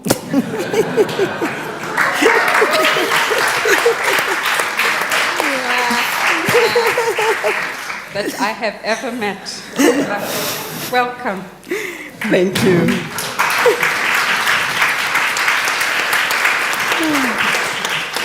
Thank you so much. I come from Senegal, but from a very small village. I don't live in Dakar. I live in Popenguine. You won't find it on the map. But I underline that because we have their collective of writers, artists. And I brought with me only one, I think, copy of this book because it's too heavy to bring too many of them. Smi Naksti Pen, a text that is 4,000 years old, written in ancient Egyptian hieroglyph, translated in about more than 12 languages in this book. And this work is done out of Popenguine, in that small village, led by an artist, a writer, one that I think is one of the most thoughtful and beautiful writer that I've known, Aikwe Arma, and the writer of 2000 Seasons, Why Are We So Blessed, Remembering the Dismembered Continent, Kemet, and many more books. But I mention this because we talk about translation, and he is a translator. Also, he's translated Teofilo Benga, African philosophy, from minus 350 years old. And what we learn from this translation of stories that are 4,000 years old is that injustice is old, but resistance is as old. And this one is a story of a peasant. I'm not going to tell the story so you can get the book for yourself. and figured it out. But I had to name it. And please, somebody stop me when my 10 minutes is up, even if I don't read my poetry, but I need to put some of these pieces out. Our brother started by saying that we live in a troubled world. And there's a song by Sweet Honey on the Rock that says, we who believe in freedom cannot rest. We who believe in freedom cannot rest until it comes. Until the killing of black men, black mother's son, is as important as the killing of white men, white mother's sons. We who believe in freedom cannot rest. We who believe in freedom cannot rest until it comes. You can hear the rest of the song. It's a speech, actually, by Ella Baker that is sung by Sweet Honey on the Rock. It goes to talk about women, about young people, about a lot of things. But I say this to say that in all of these wars that we are naming today, what is really taken for granted is the labor of women who give birth to these children that are sent to kill each other. What is really, really taken for granted is that we carry in our belly, nourish, breathe for, eat for, labor to give birth, so that for economic, for political, or religious reason, some people can use our children to fight each other in the name of anything. And that is something we need to get at the bottom of. That is something, as painful as it is to name this today here in Germany, it is not okay that the kids in Gaza get killed. It is not okay. It is not okay that women give birth to children that are sent to military. It is not okay. And we are Africans. We come from a people that have been oppressed, that have been colonized, that have been exploited forever. We are here to tell the world that there are other ways of being human than using people just for benefit and for money. So I might read excerpt of my poetry in Wolof, and if I get to a point where my 10 minutes is up, we can stop it. We'll have more time to read more of it.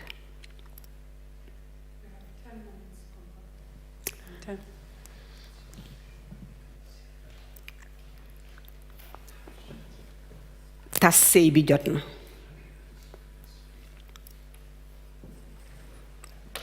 Man maay Afrique, Farafina, xemit, nekk ci sëy bu mu bëggul, bëgg tas sëy bi. di ñaan nag baat dama sonn ci ngàcc bi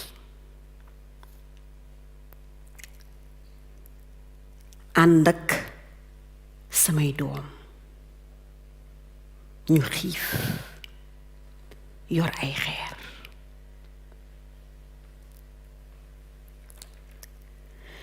seen gémmiñ tàng jër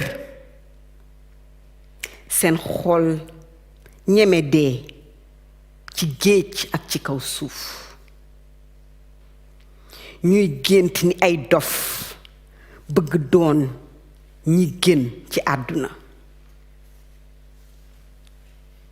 bëgg dund bànneex bu dul jeex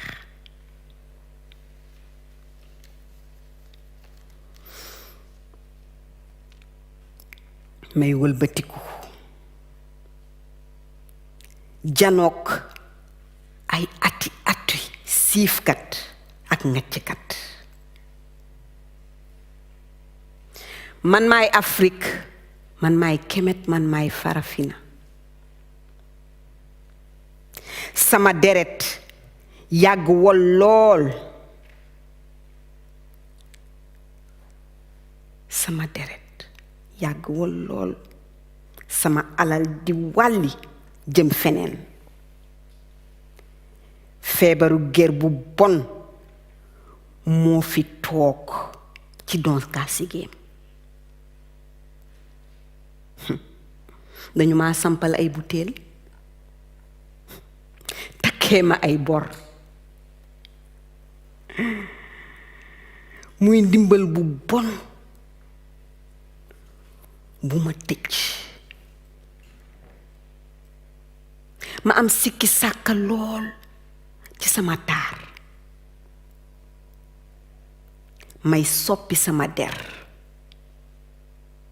man maay Afrique Farafina Kemet man maay jigéen ju yàgg ci metit may seet sama jëriñu dund télé koo gis télé gis yoon ci sama xaaxaame tiitaange man maay Afrique Farafina Kemet man maay kii daggat boppam kii jàmbu ak i rey ay doomam kii cagatu di jaay boppam ñi gën ànd ak sama jiit yi nga xam ne ñi ci gën buñ leen reyee ñeneen ñi dof bëgg nguur mel ni ku koy noyyee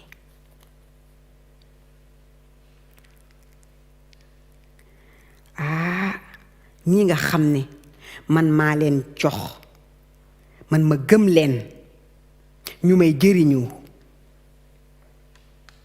ñi nga xam ne seetuñu lenn lu dul ñi leen wër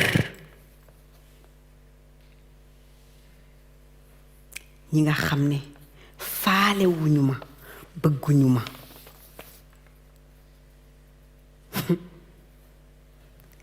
waaye nag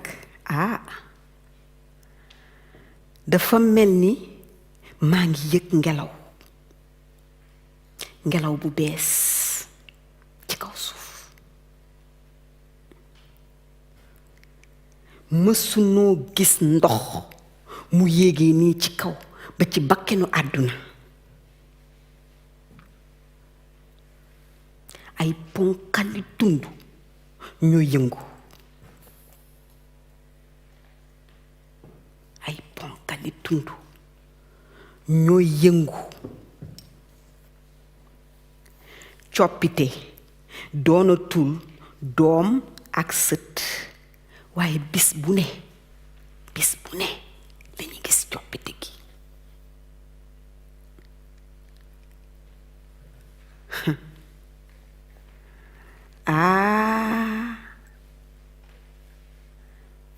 li ñu leen may suñ ko nangoo tiitaange wàlli jëm feneen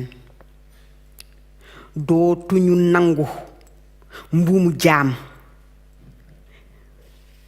donte da ngeen ñuy rey jigéen ñi dootuñu nangu toog ci sëy donte da ngeen di rey seeni doom ñi ñu moom ñi weex ñi ñi am góor ñi di kërti kërti bëgg ñoo téye ci njaam waaye ñun tàyyi nañu ci koom-koomu àdduna ak ci biir kër gi nga xam ne ñun ñooy yekk gi dañu sonn ci yenu aada yeeg bees yi nga xam ne ñoo ñuy nag dañu sonn ci ñu ñuy njiiñ dóol fekk ne ñun dañ ñuy sàcc dañu sonn ñu ñuy wax ni dañoo feeb fekk ne ñun ñooy nàmpatal seeni doom tas sëy bi jot na li ñu doon joxe nañu ko ba noppi dañu bëgg dund tuuti pour sunu bopp li jot neexul waaye daf ñuy jëmale ci ñu moom sunu bopp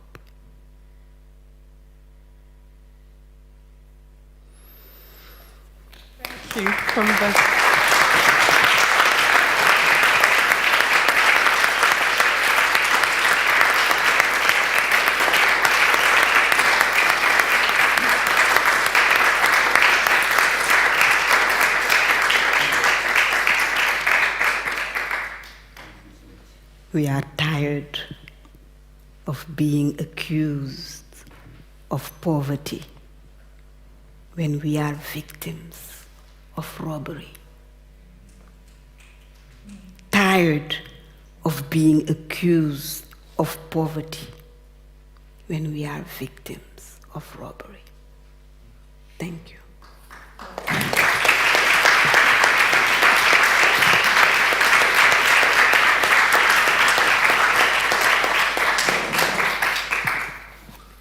Our next poet is Gomolemo Moagi.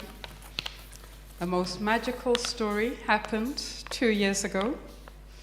I saw a beautiful poem on social media, and it was by Gomolemo, who I had never met before. The following year, I invited her online during COVID because the University of Nairobi has honored me with a prize for translation in my name, and they have a seminar every year. And it was my greatest pleasure to invite Gomolemo Moagi for her first international exposure in my country, Kenya, online. And at that meeting came the person who's in charge of African languages at the African Union, and he came in his big outfit and flag. And that is the first outing that Gomolemo's poetry emerged to the face of the world. So when she accepted to come here, it was the most joyful story. She has traveled the furthest of all of us, and I want you to applaud her because Gomolemo hasn't slept today. Welcome to Berlin, Gomolemo.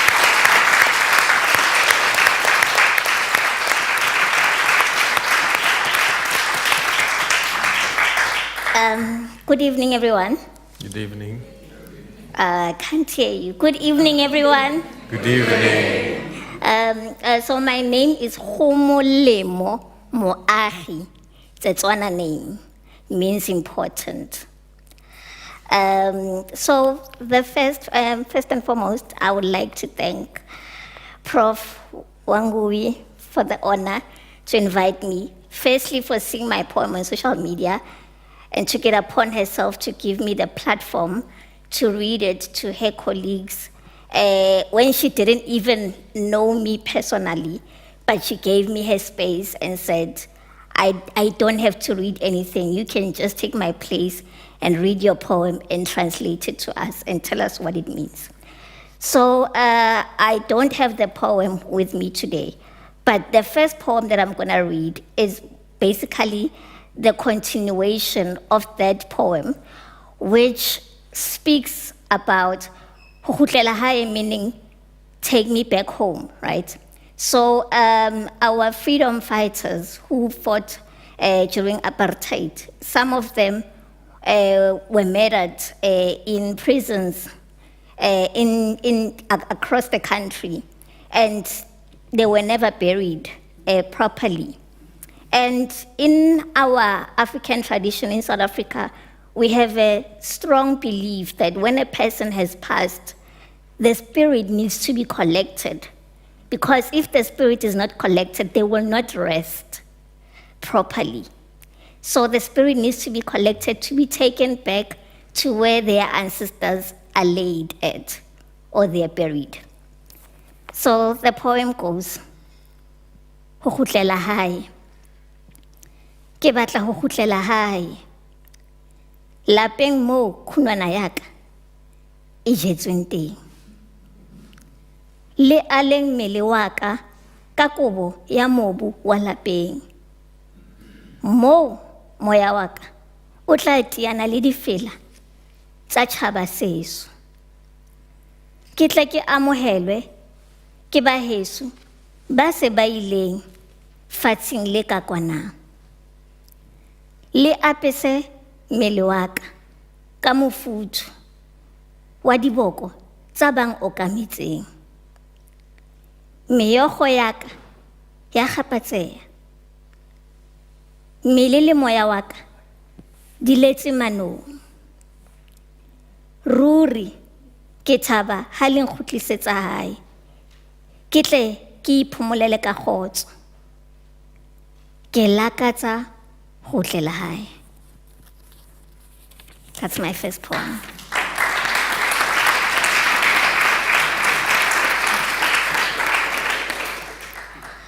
My second poem is O Katlekahlonama, meaning I am so sad. With the current situation that's happening in my country, we are experiencing load shedding, which is power cuts timelessly.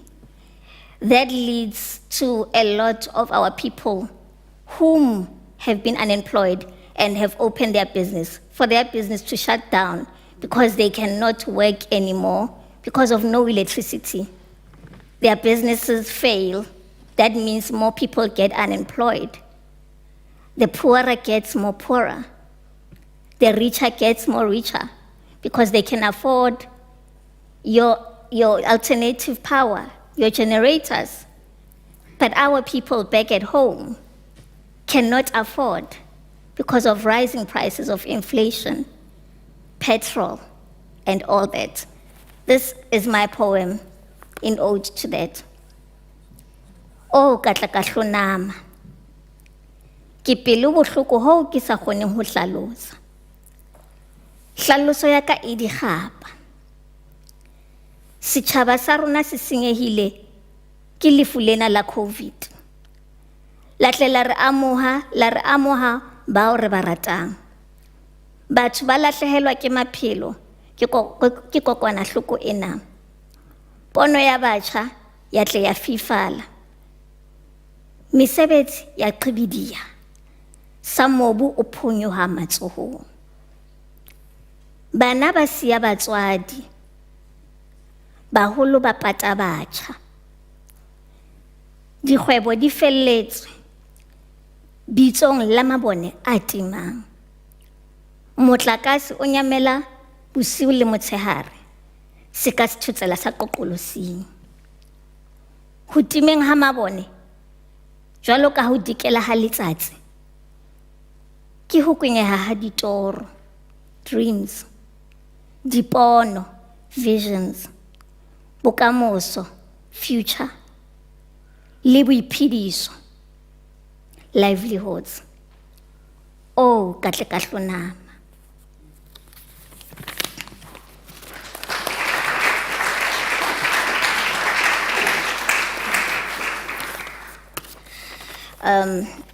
The third poem that I have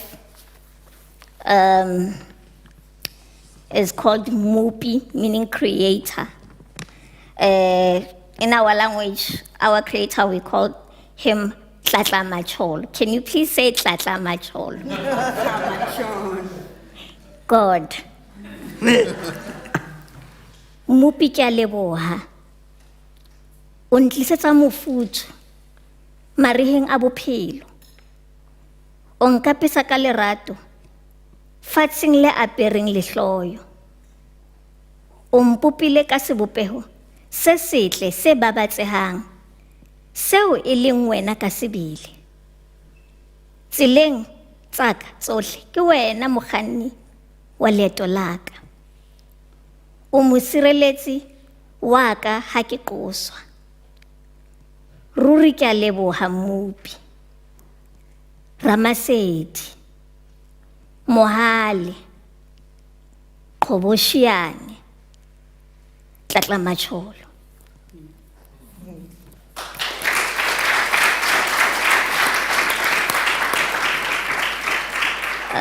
My final poem, I wanted to just bring in some light-hearted content. I did not want to write about love, but because I strongly believe in it, I decided, let me just write about love, just so it can make you smile, make you more fuzzy, make you more warm. Lerato, atamelang kwano ke le qoqele taba, ke maratong. Eka o ka bula pelo ya ka o bone nyakalo e kgapatsehang. Ke re le tsisinyeho ya lefatshe ha ena ho sisinya rato la rona hobane le sisitse. Ha ho tuma mmoho kapa tuma notsi e ka hlalosang botebo ba maikutlo a ka.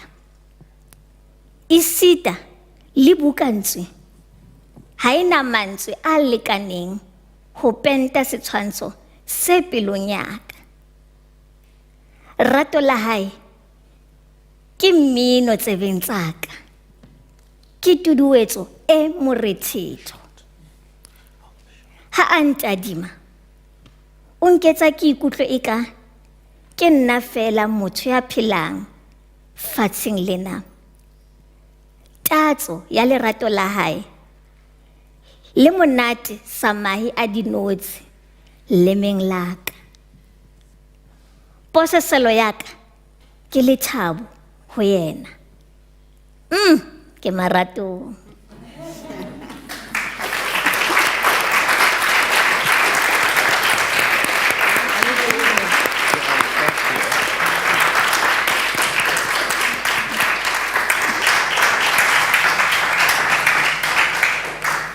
Thank you so much, Pomolemo. As you can see, Pomolemo is a storyteller, artist, she's an upcoming interior designer. Yes. In the eastern part of Johannesburg, in a township called Katlehong, and she attended the Ithembelihle Elson School. School, and she has a passion. This is where her passion and love for the arts grew. Despite societal judgments and prejudices against people living with disabilities, prejudices for people living with disabilities. As you can see, Homolevo has thrived as an artistic person, and she has contributed to some of the biggest literary festivals, the Nonsikwadi Storytelling and Book Festival, the Northern Cape Festival, and most recently the inaugural Johannesburg Festival of Women Writers. Through her works, she discusses issues of disability, awareness, and accessibility. And as you can see, she also talks about love. Let's thank her once again.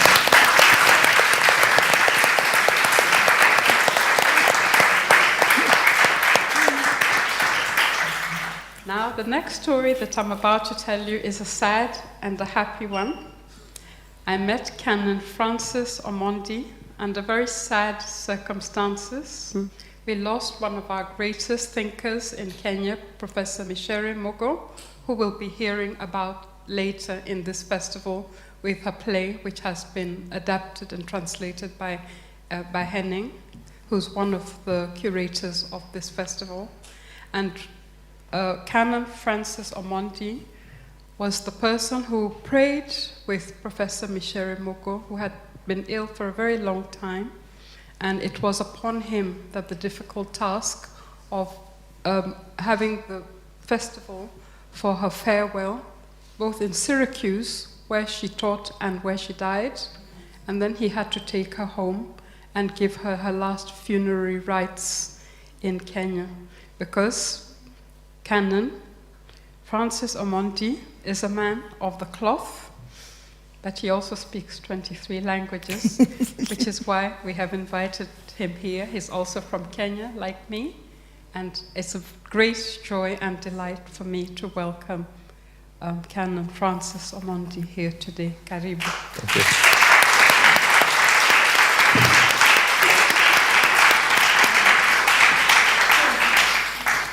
I find myself in a strange place. Not so strange though, because my work involves translation, my work involves poetry, and in my homilies and speeches, I found poetry a very good medium of communication. And my work transcends just both clerical and clergy work and comes into academy. And I found great value in poetry, which makes me at home here. And I was so glad to have my brother Latif also here. That made me not feel so strange again among this. One of the latest tasks I got involved in was to mine information about my community, the Luo people, and to kind of codify where we came from. It's hard to know where you are going to or your hope if you do not know the foundations of where you came from. While everything surrounds us is sad and difficult, I thought and wondered, what would it have been if there was no Berlin Conference? What would it have been if there was no exploitation of Africa? So part of a poet imagines going back, what would have life been in those days? What would have been the normal situation? And I bring you two little poems that are from that background of an imagination of what life would have been had it not been for the circumstances around us. One big way of solving your problem presently is also to project what would joy mean. We've lived so in great hardship and difficulty that we cannot have any joy except if we only imagined it. And that's part of what this poem is. Among our people, the Luo, it was traditional and a custom for young girls and boys to get married immediately they passed puberty, that is, reaching 18.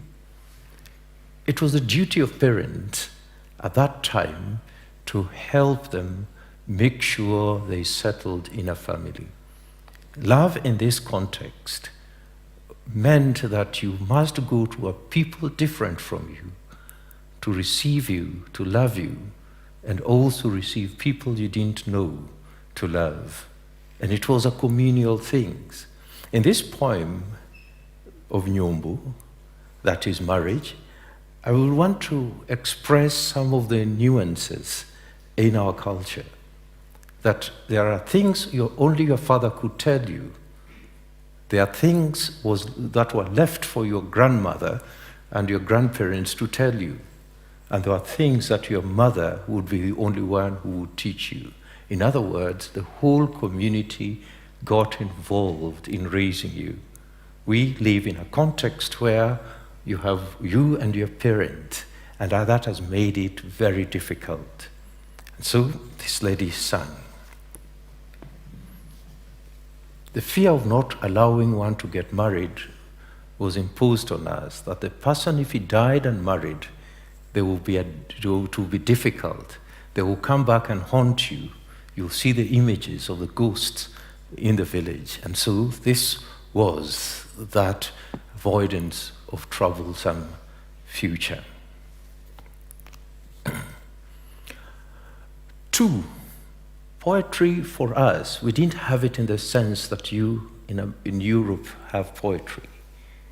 Since we didn't write and we couldn't read the written script, we sang them. So every poem would have a song that buoys it. And that is how we memorized it and passed it on to the others.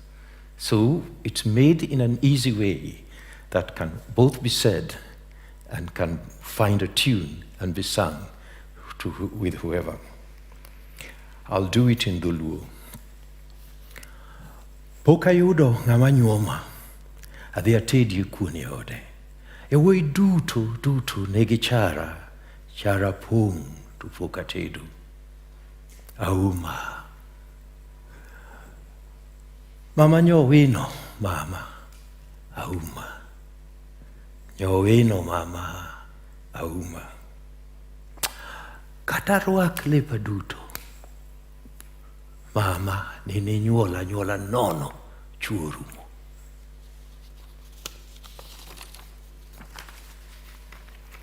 Ochopo, ura kuna nitinda hingo dak e ode. Jothurwa, kata rwak lepa duto. Mama, nini nyuola nono, chuorumo. Ochopo dana kuna. Tinda romo de kachuo. Tinda romo de kachuo. Wuotho gi chuo. Jothurwa, kata rwak lepa duto. Mama, neni anyuola nono, chuo rumo. Auma. Mama nyowino. Mama, auma. Auma, mama nyowino, mama auma. Auma nyowino, mama auma. To kata rwaki lepa duto, mama neni nyuola nono chuorumo. Ochopo dana kona, tinda romo de kachuo. Ochopo baba kona, tinda hingo dak e ode. To kata rwaki lepa duto, mama neni nyuola nono chuorumo.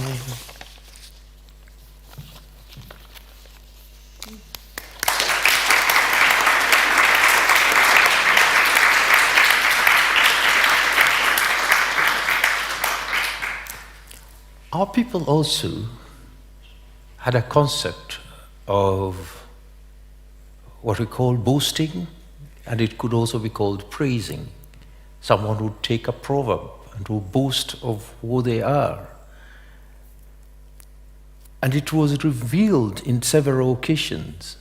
It was both inwardly and outwardly, how one felt about themselves, and also what people saw in them and talked kindly and praised them. It was both conceptual and also was virtuous, the virtue that one had. Most important occasions, one would invite a harpist, and it's a harpist that will sing and strum the music to praise the person who paid for them. Even bad people who had no virtues, had people sing for them because they were able to pay. But this was something that everyone wanted a decoration for. So, Pakruok, which was praise, had two forms.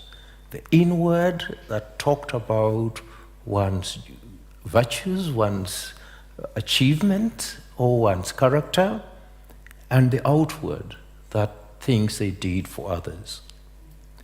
In this poem, a lady sings about her mother. And her mother, Nyaimbu, was worth praising. And they always said women who took care of house helps, the people who helped them nurture and raise their children, were praised by those who took care of their children. The idea was, the idea of praise, good or bad, laid with those inside your house. Those who did not matter, talked well about you. What will the people who work for you say about you? So that was one of the things. But the other interesting beat on this was the play of the setting. The mother gives orders or spreads kongo. Kongo is not naturally food. Beer was made out of millet and maize. Normally it will be dried over a long time until it ferments, and the fermented one will be dried. But the chicken at home also enjoyed the fermented one, just like the people also who drink. So every time this was put out, the mother gave strict instruction to the children: don't play today, take care of the ferment of the Congo, the ones spread out. But this lady failed to do that, and the chicken ate up all the fermented drink. The tragedy was the mother had gone away, was going to buy them food, and the fish they were going to buy was small fish that was making the company, the house, them survive. It wasn't a wealthy people, but they always must have the grain for brewing. And so she narrated this and compared it with allowing the rat to eat up your bedding. If you allowed the rat to eat your bedding, they would eat it. When you come to look for a place to sleep, you will never get a place to sleep. So there's an imagery of different riddles that were brought in this to help children learn how to live and how things would have been. I'm just imagining if that was the world we were raised up in, what would it have been? I will read the poem, Windumera, a song in praise of my mother. Jengo dira moro, kama manini muyo konge depo. Mito kuna wonyaimbu, wangiriembu kwen. Mito chako wuth kama, kochopo mane wamrangach. To gwen ruoyo konga ruoya, ro. Gwen ridori. Nenu wuok, odhi oloka omomena rech matindo, mafuokore koyala, rech maonge chuki. Awino, mamuloyo mun, apako ni nyarulo, mamuloyo mun. Awino, nyarulo, mamuloyo mun. Mun maricho machando jopido ketho nyingi. To mun mabeyo mapuoyo jopido loso nyingi maber. Mama nyayo gayo jopido puoyo nyingi maber. Wololo. Ogelo meru e chobiro. Erego. Ogelo meru e chobiro. Erego. Tia wach ni mama nango. To yeyo ndeto pien. Tia wach ni mama nango. To yeyo ndeto pien. Ndetu.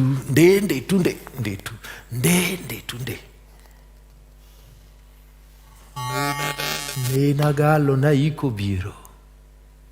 Kara iko dhano. Agalo na iko biro, kara iko dhano.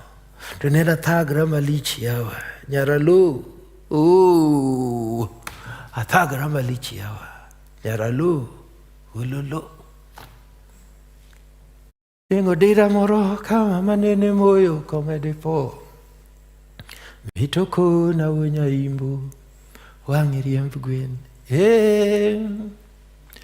Mito chako wuoth kama, to chopo mane wang' dipo, to gweni ruoyo, koga ruoya, gweni ridore. Neno wuok odhi oloka, omo mena rech matindo tindo, mafuokore koyala rech maonge choke. Awino ni mamoloyo mon apako ni nyarolo. Mamoloyo mon, awino nyarolo. Mamoloyo mon, apako ni nyarolo. Mamoloyo mon.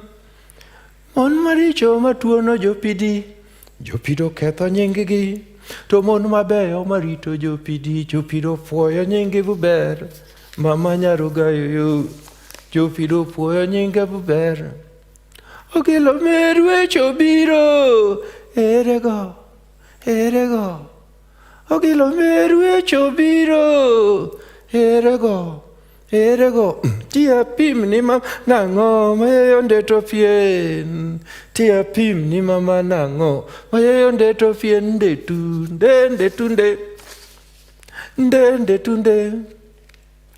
To nena galo, paiko viero, karaiko dano. Agalo naiko viero, karaiko, to nena chandra malichiawa. Nyaraloto, achandora malichiawa. Nyaraloto, walolo.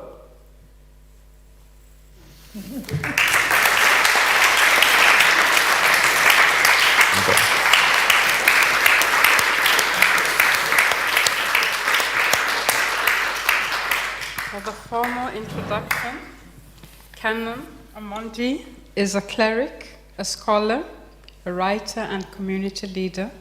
He is a priest of the Anglican Church of Kenya, All Saints Cathedral Diocese.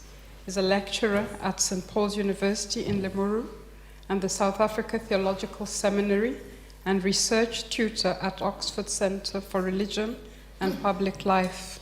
Omondi is an international director of the Sheepfold Ministries, which is an indigenous ministry working in rural communities in Kenya, southern Tanzania, and northern Mozambique. As I said, he's proficient in over 20 languages, most of them Kenyan, and in 2004, he received World Vision's highest honor, the Bob Pears Award, in recognition of exemplary mission leadership. In 2015, he took part in the United Nations General Assembly side meeting on reducing sectarian religious violence in Kenya and across the world. Join me in thanking Canon Amonti.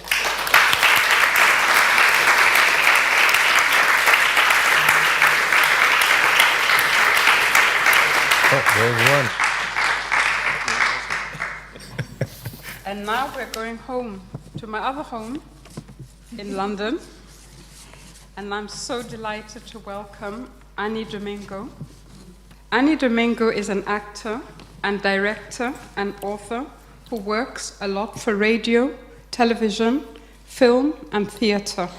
Her poetry and short stories have been published in various anthologies. Her debut novel, Breaking the Martha Chain, was published in 2021 by Jacaranda Books and was shortlisted for the Lucy Cavendish College Fiction Prize and longlisted for the 2019 Dyslexia Novel Competition, and she won a place on the Hedgebrook Writers in Residence program in Seattle and Escalator program at the National Writing Center in Norwich. She's currently working on her second novel, Ominira, as part of her PhD at King's College London. It is my greatest delight to welcome my birdie colleague, Annie Domingo. Thank you.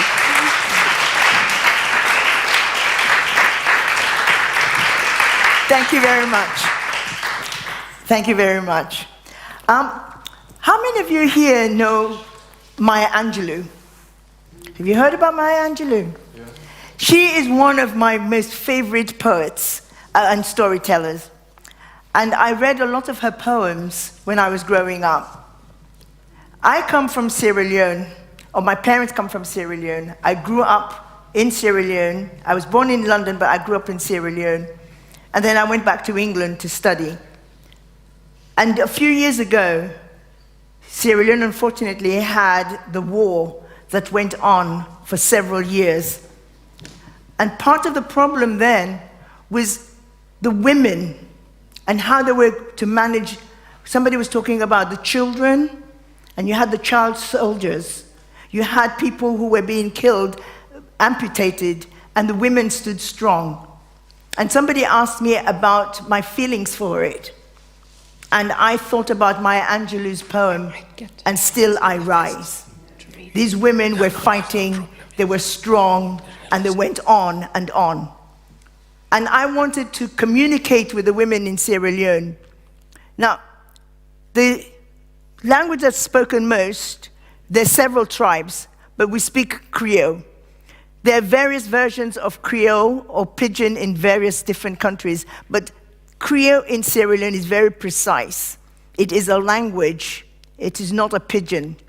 So we have our verbs. We have our words that have double meanings. It depends on the inflection of a word.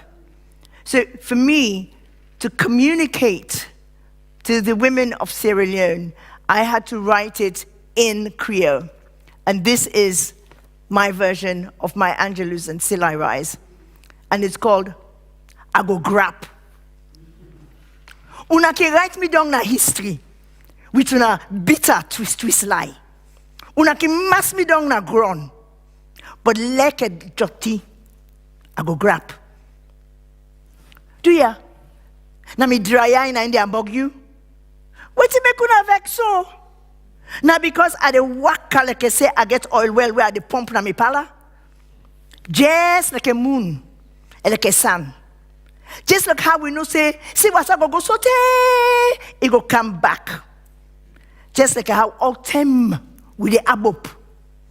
Now so I go grab. When I want for see me na ground, me head butu, me eye then they look down, me shoulder then they drag like a water they run eye. Because I'm weak with boku cry. Do ya? Now when I think that they make proud, now that's the mona una, eh? But do ya? Now make it at you. Because I dey laugh like I say I get gold mine where I dey dig in my backyard. Una king shoot me with una boku talk. Una can cut me with una bad eye. Una can kill me with una hatred.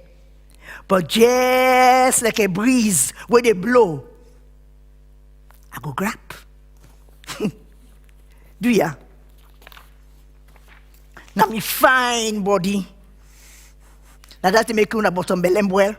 Now that make una moto engo pin. Because I dey dance. Like I say, I get diamond. Right at that side when me two legs then they jam up. For inside us, inside we don't cover the shame of we history. A grab. From them being them, we're fasting with tight to all them people them person them. We can feel a grab.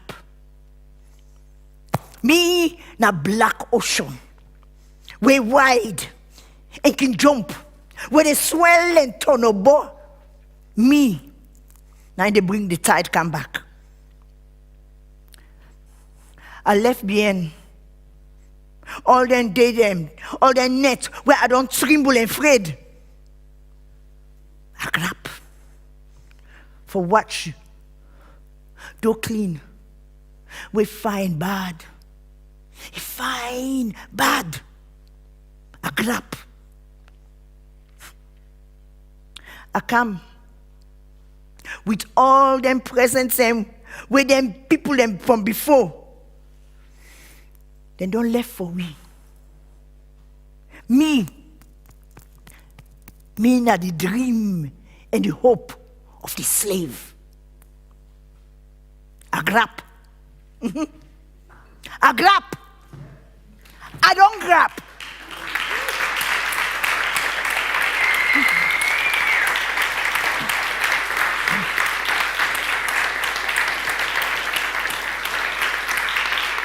Thank you. We've all just suffered in the world. For the first time, everybody was going through the same thing with the pandemic. It wasn't just over there or over there. We all had experience of it. Mi'at Sidon Safu.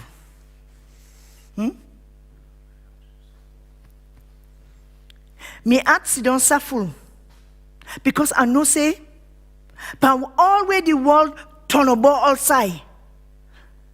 Some person in there where they walk day and night for all where we hold tight.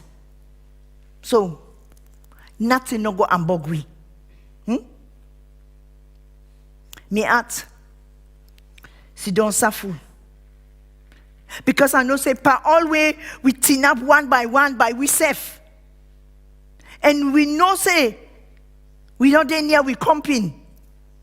We all now one. And they feel waiting, we comping and they feel. My heart is Sidon Safu. Because I know say but all way we all there inside us. We one grain. The world don't big. We they talk na some kind way we not been members say we go happy one day. It show say all man now one. And we busy but we compete them. Me heart is don't suffer. Because I know say them one them way nobody not be the braskitu. And them they before we now. Them no they not grown again. Because we up upon them. Now so we they clap for them now. Me heart is don't suffer. Because we they manage now without boku tin them. Now posting them. Not a tin. Make we life go better. You know, they can doubt and tire to hope for tomorrow. My heart is don't suffer because I know say this lockdown here so it not mean say we fasten inside us no more.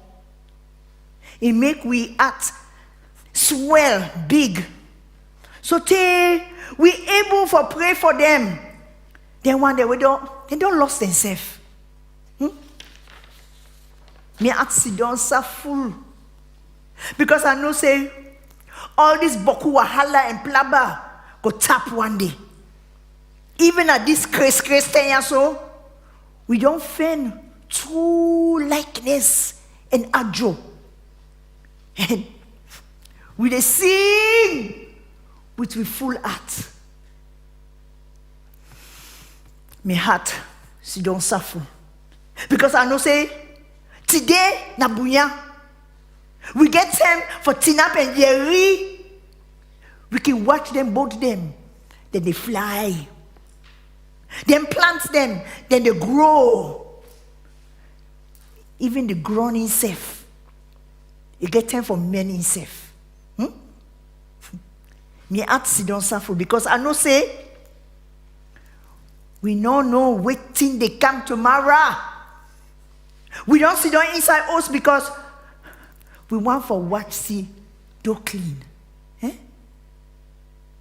With ranga. And we go blow can down. When we all go sit down, suffer. Because all thing now one. And you know sit down now we act. We fasten to our return like a deep inside. Because my heart Me hat si don safu. Thank you.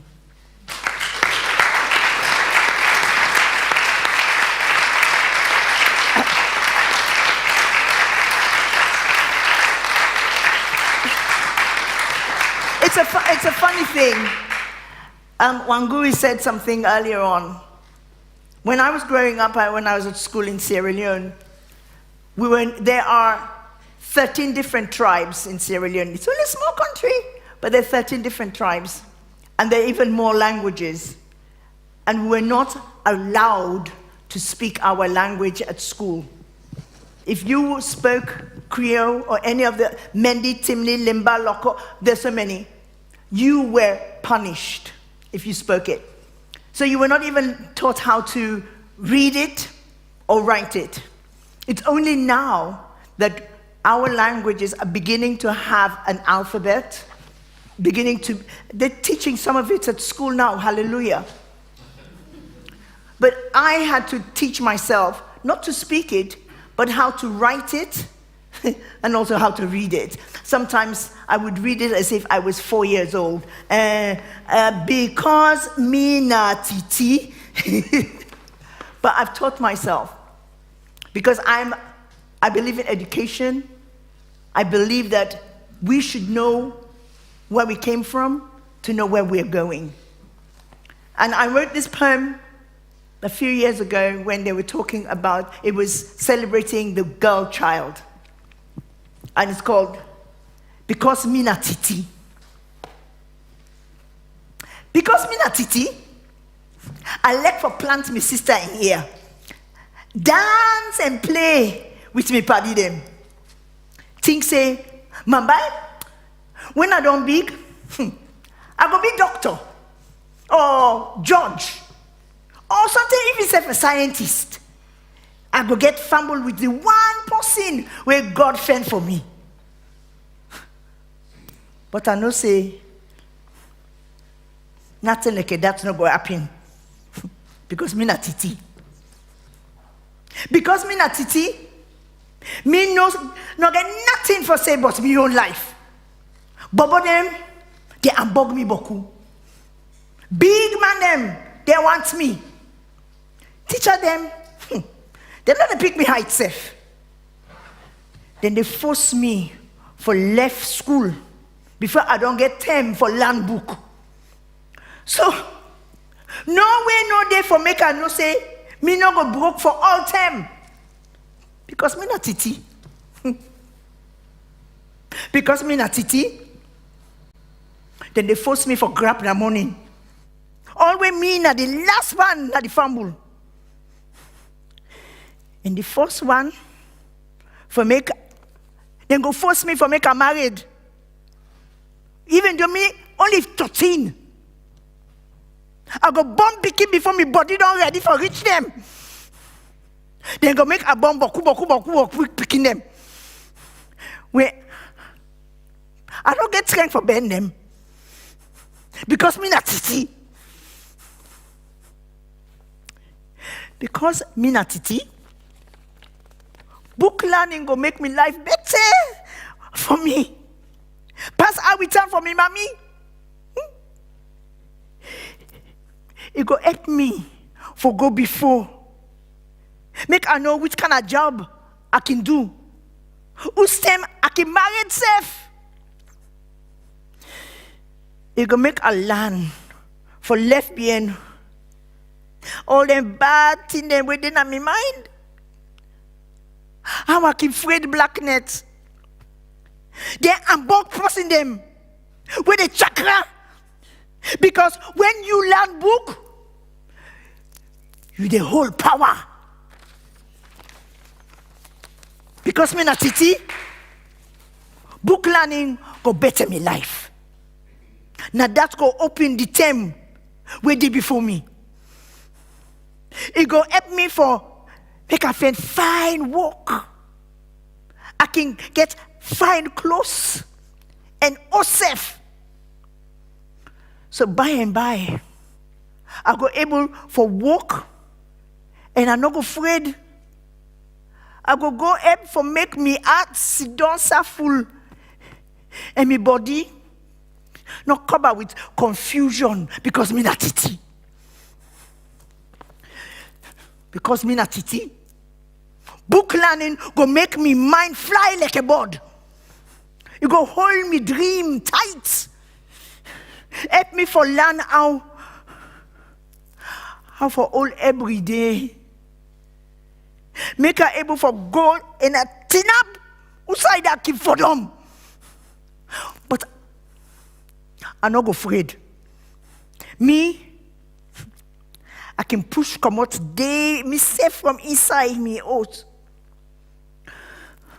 All the time, we asabi. I go make me all the things that were there before me with wing for make her fly. Give me the time and me go take them and go before because me not titi. Thank you.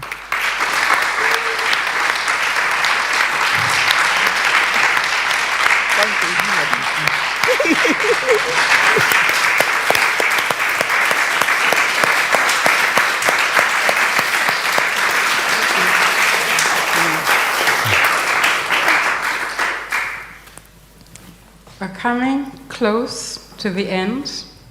You are the most amazing audience I have ever experienced, but this is also a world-class treat.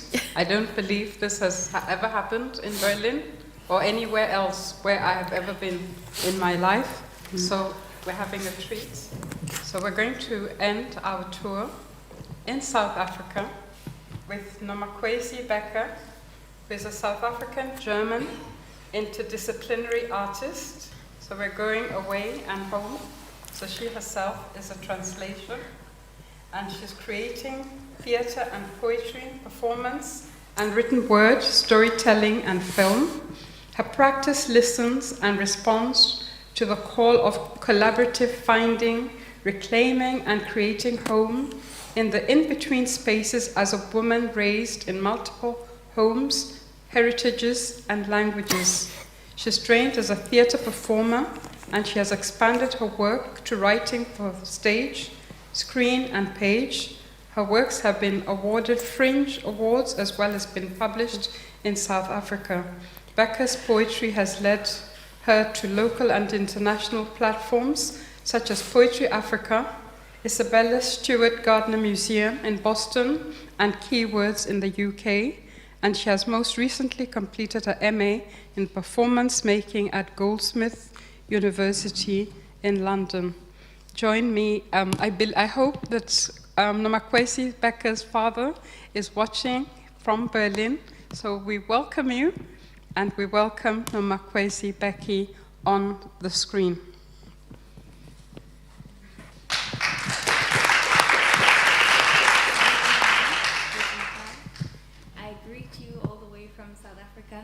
And I wish you a beautiful, beautiful festival. I am so grateful to be part of this wonderful opening.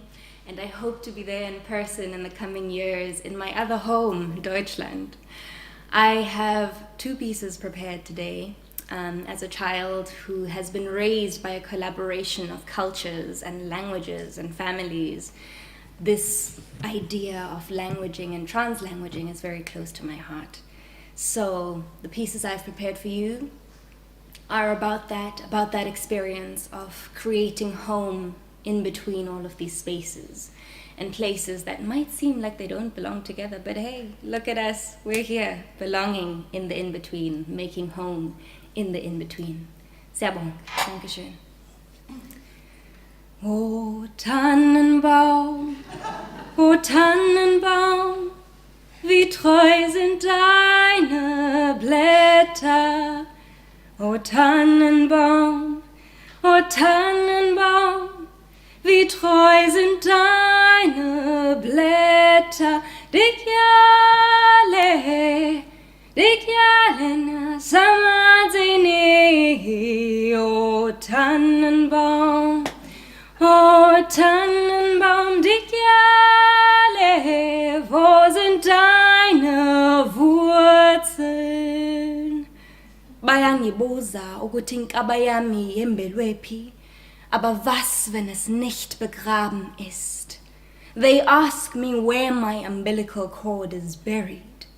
When I was told stories about how the roots met their land, I remember wanting to listen to the song of the rain. There was this familiar voice there, this familiar rhythm I could swear I once knew. Sometimes I was sure that my pulse was in time. In my mother's house, the only way to keep breathing was to sing. Alingoma sithandwa sami. Dikyale nasamanzini.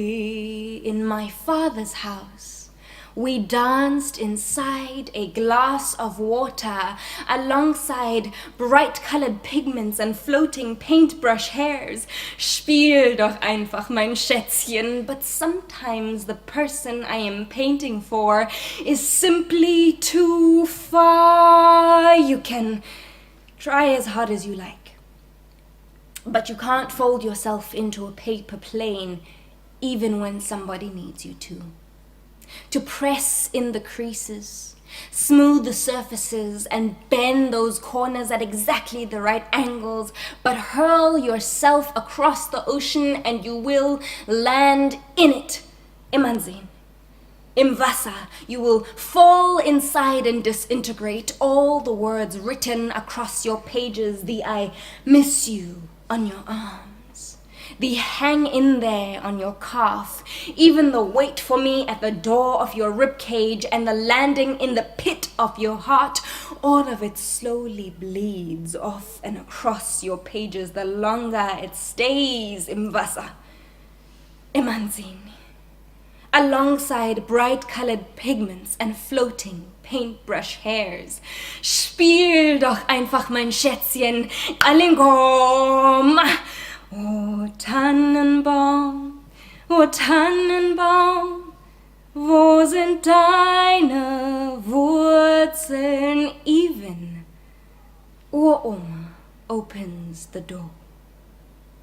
Die Tür geht langsam auf, and she gathers me, and all the words she has found along the shore, I breathe in her scent and store it safely next to izwi elifana noju elgamama.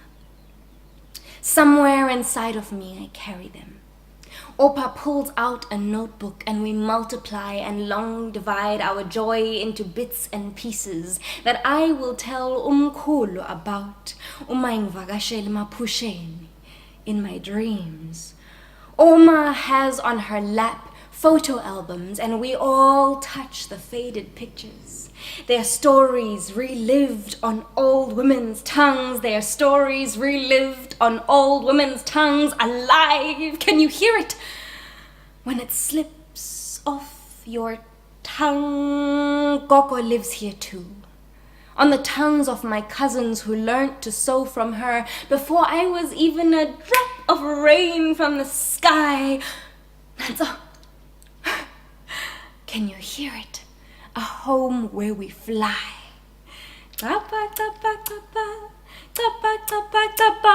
When water lives in the sky, alive. Can you hear it? There is Nikolaus, who fills my shoes with gifts through Papa's secret hands, and a Christmas tree with snow falling outside. Oh, Tannenbaum, O Tannenbaum, Dikyale, wo sind deine Wurzeln? O Tannenbaum, sing! O Tannenbaum, sing! Wo sind deine Wurzeln? Dikyale, Dikyale nasamanzini. Aber was, wenn sie nicht begraben sind, diese Wurzeln? Dikyale nasamanzini, Dikyale nalapa, nalapa, nalapa, nalapa. Und hier? Und auch hier sind meine Wurzeln? Und auf dieser Ecke der Welt? Und da? Und auch da?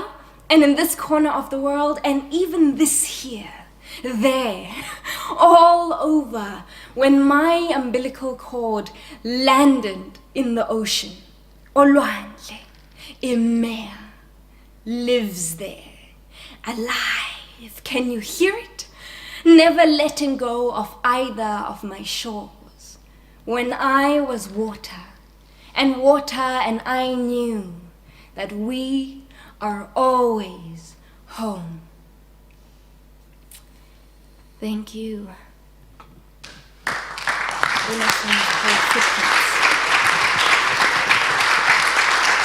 have footprints that have walked long paths to get here.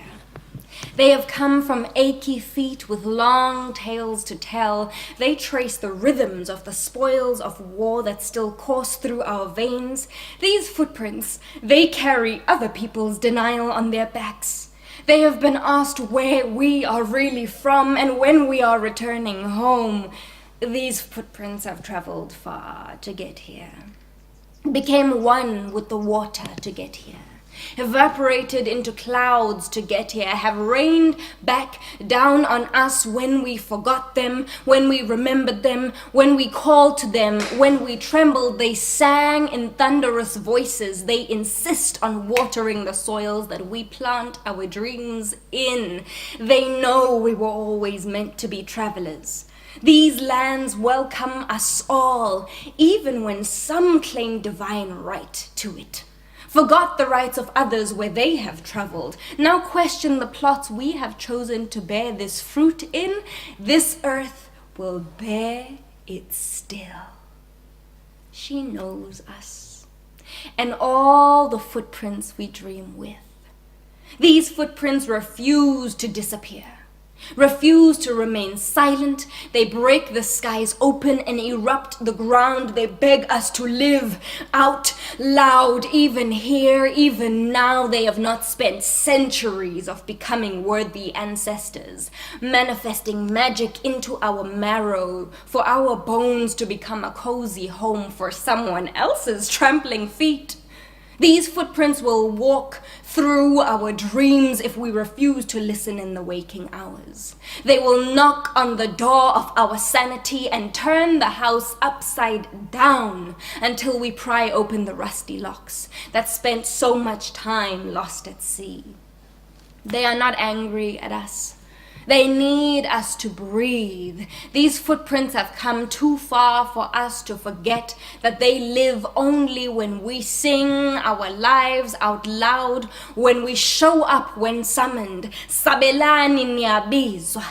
Kuqani ngamadolo, kneel in reverence at their souls, set alight the nights of dying hopes, watch the smoke rise in the shapes of their being city. These footprints burst into the dark, breathe light back into us, stretch us wider, saying there is more to this coursing blood than fire and ash. There are rivers and forests and spirits that need us not to forget them. Amongst all the pain, there is joy as bright as the sun. There is home in all these lands. They are not ours. We belong to them. These footprints will not let us walk alone. Ashambi sodwa. They will not let us sit still, sithule. They will not let us, they will sing for us when our voices shake. They will not let us go silent. A cacophony of visions far beyond what the eye can see, telling our stories in perfect harmony. These footprints have come too far for us not to be the landscapes of loud futures now. Ngiyabonga, Dankeschön, Enkosi. These poems were performed in English, German, isiZulu, and isiXhosa. Kamako.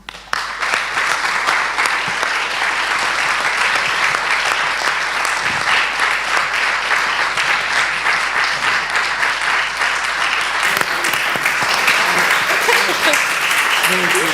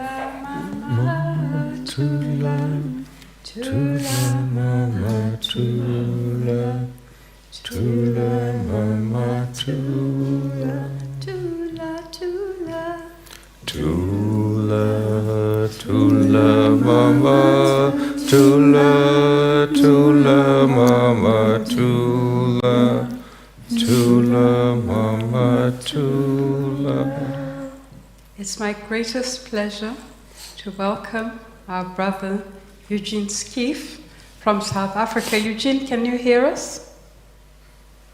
It's been late there. Eugene, can you hear us? I guess not. Yes.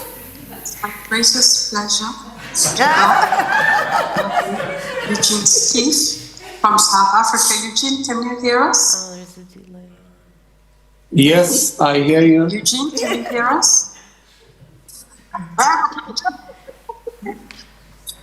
Yes.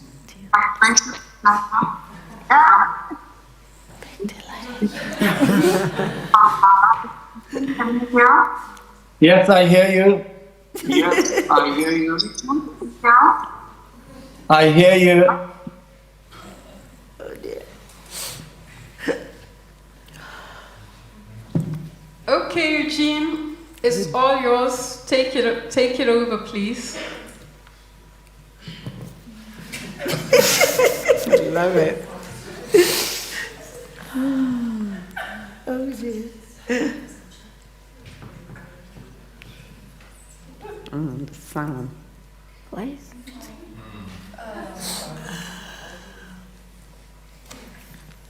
Can't hear it.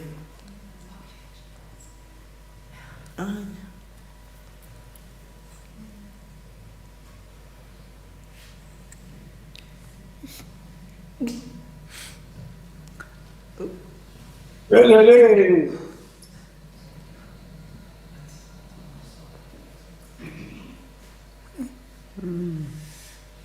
It's a calabash.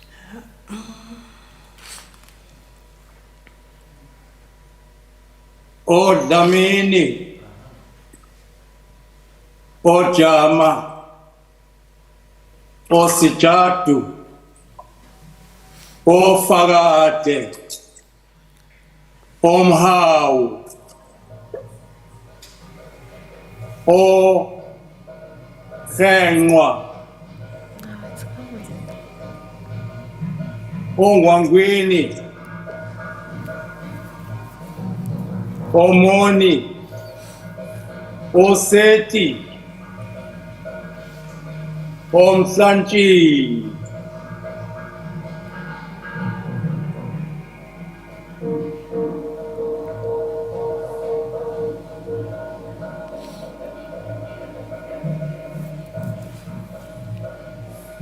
Good evening. Good evening. I wish to thank you all for allowing me into your open hearts by virtue of your presence in the room. I wish also to thank my dear friend and creative associate, Professor Wangui Wagoro, through whom I enter this arena for celebrating our diversity. We bring to you the ancient African ethos of Ubuntu, which says, Umuntu, Ngumuntu, Ngabantu, meaning a person is a person through other people. Yeah. Or I am because you are. We all know that the world needs to embrace this way of living more than ever at this particular cataclysmic point in human history. As a wordsmith, please allow me to have fun by playing a little with words. I give you my interpretation of the word translating. I give you translating, letting others be who they truly are. I will now read a poem that I believe is even more pertinent today than it was when I wrote it in 2010. May I ask that the music be played now?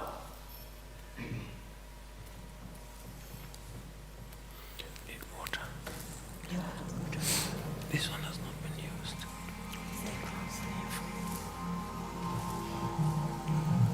Please play the music. Has it started? Yes, but you can. I don't think this was used. She has a glass.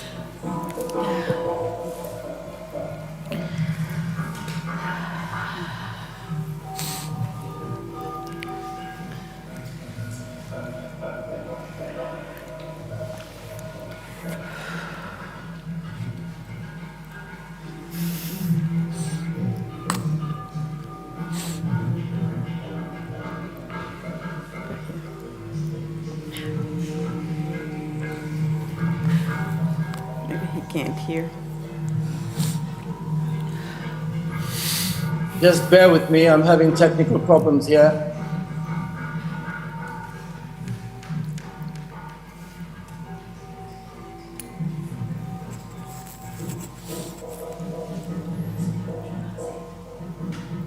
Kindly pause the music until I give you the cue again. I'm sorry, something's happened here.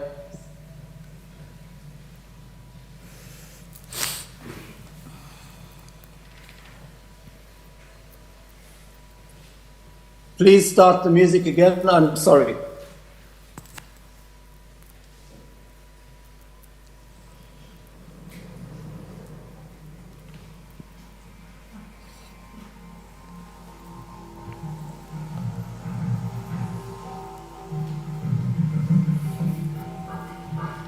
Ancient well.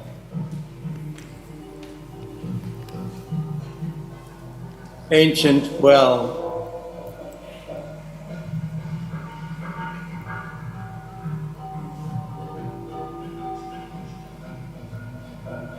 Ancient well.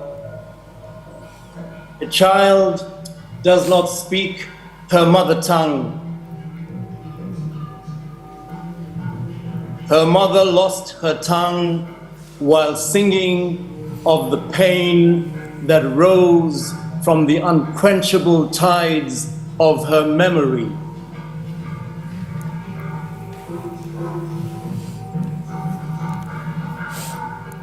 Music speaks to all humans, to all living creatures, and the hidden soul of nature in the universal mother of all tongues.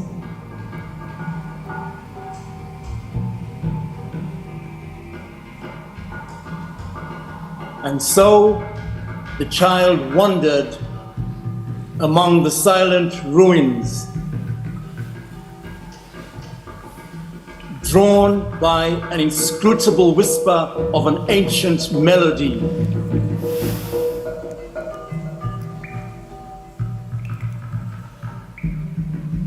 At the entrance to a hallowed cave, she placed her ear on the scab over the septic earth,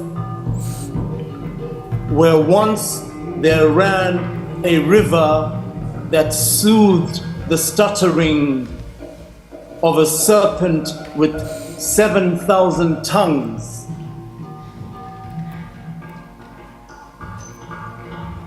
The pauses in the stammer had grown to last forever, like a heart of love that skips an eternal beat.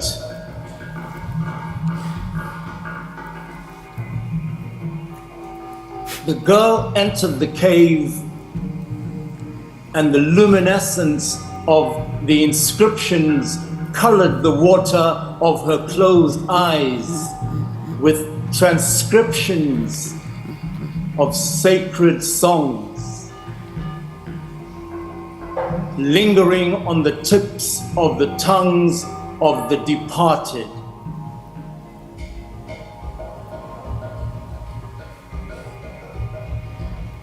I awoke this morning dreaming of a world submerged in the music of silence.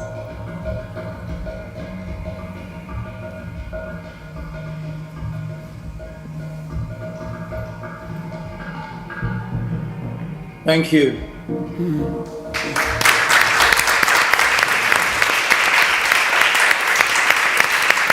I would like now to read the second and last poem, titled Benediction of the African Child, written for African Remembrance Day in 2010, like the previous poem. Benediction of the African Child. 1. And the child said, "Send me the ocean, and I will show you how to replenish the tears of the people who thirst for the ultimate baptism of pain's deluge."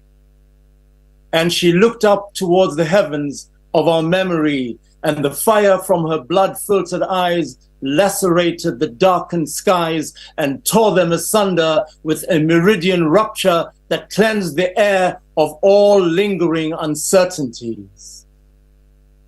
2. The particles of memory are invisible. They elude all the human senses, yet infuse them wholly with the essence of the lived moment within the timelines of the soul. And so the child said, if you follow the ribbon of all time, you will eventually find the kite of the human story, guided in its flight by the fabric's celestial dance.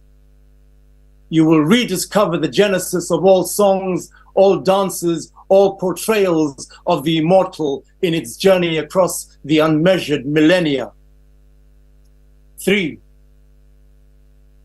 The litanies of all our tribulations are embossed on the symphonic buoyancy of the triumphalism of false intonations passed as truths. Yet no expurgation of our collective memory will perpetually rob us of the rapture of our embedded virtue, for like truncated limbs, we can still feel the extremities of the reach of our original branches, as if the fruits of the severed tree were still in the sap of our throbbing hearts. 4. And from the gallery of resurrected bridges, the chorus of voices rose. African child, you carry within you the seed of the light that our ancestors seek to manifest in our circle. Teach us the anthem for the new world waiting for us to bring to fruition. Remind us that love is the key to the iron gates that imprison the hearts of all who hesitate in the morning of their calling to sing in the face of the blazing fire of the ever-rising African sun. We look to you to comprehend and learn the choreographic fluorescence of your whirling flourish as a flower in the garden of our people's dreams. For when you open your hands to the light of nature's munificence, it is the infusion of your ka that liberates the flavors of our quest for a truer self. Let us recalibrate our consciousness and fashion our future from the shards of the parched earth. Let us bleed from deep within and restore the dying soil of memory with the resurrected rivers, that we may recast the mold of the African mind according to the inflection of the original resonance of our gathering song. Let us bleed, let us blend the clay from the source and the estuary to reinforce our pliancy with the residual solidity of the burdened tenderness of our blood. Let us step into the surf once more, but with an intention tempered by the wisdom of the seasons of our pain, so that we may ride the waves with new resolve to salvage the sunken spirit of the buoyancy of our collective beat. Let us tender our hearts to the submergence into the inflammable waters of a child's prescience, for all learning rises from the surrender of fear to the depths of a new calling. And in the transmigration of our unregulated consciousness, our signature pelvic pulsations will yield to revelations of emergent undulations of a newly incisive intellect, where our nascent quest will find a nest to incubate in preparation for our fledgling flight into our newly claimed height. Let us be the firmament of our own attainment. Thank you.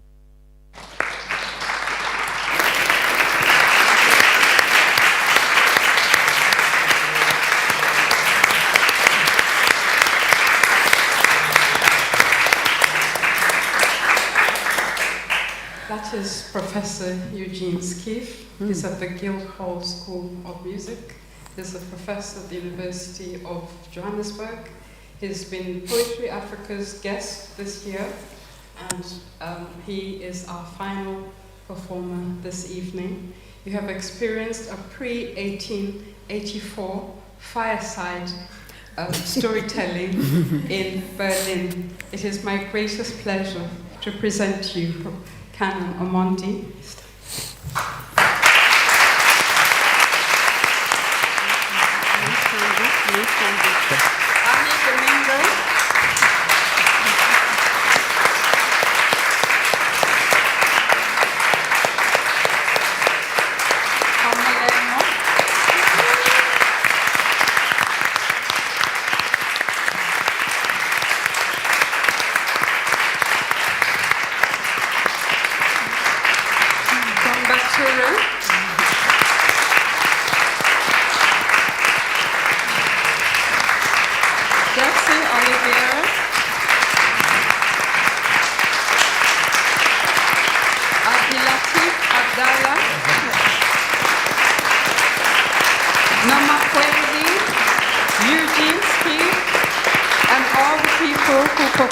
Online, and I'd like us standing here in front to thank our audience.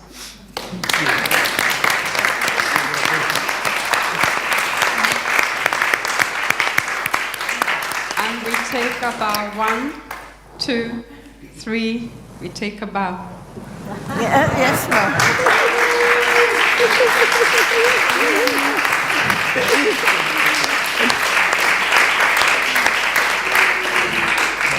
Thank you so much for a wonderful evening. Thank you. Thank you. Yeah.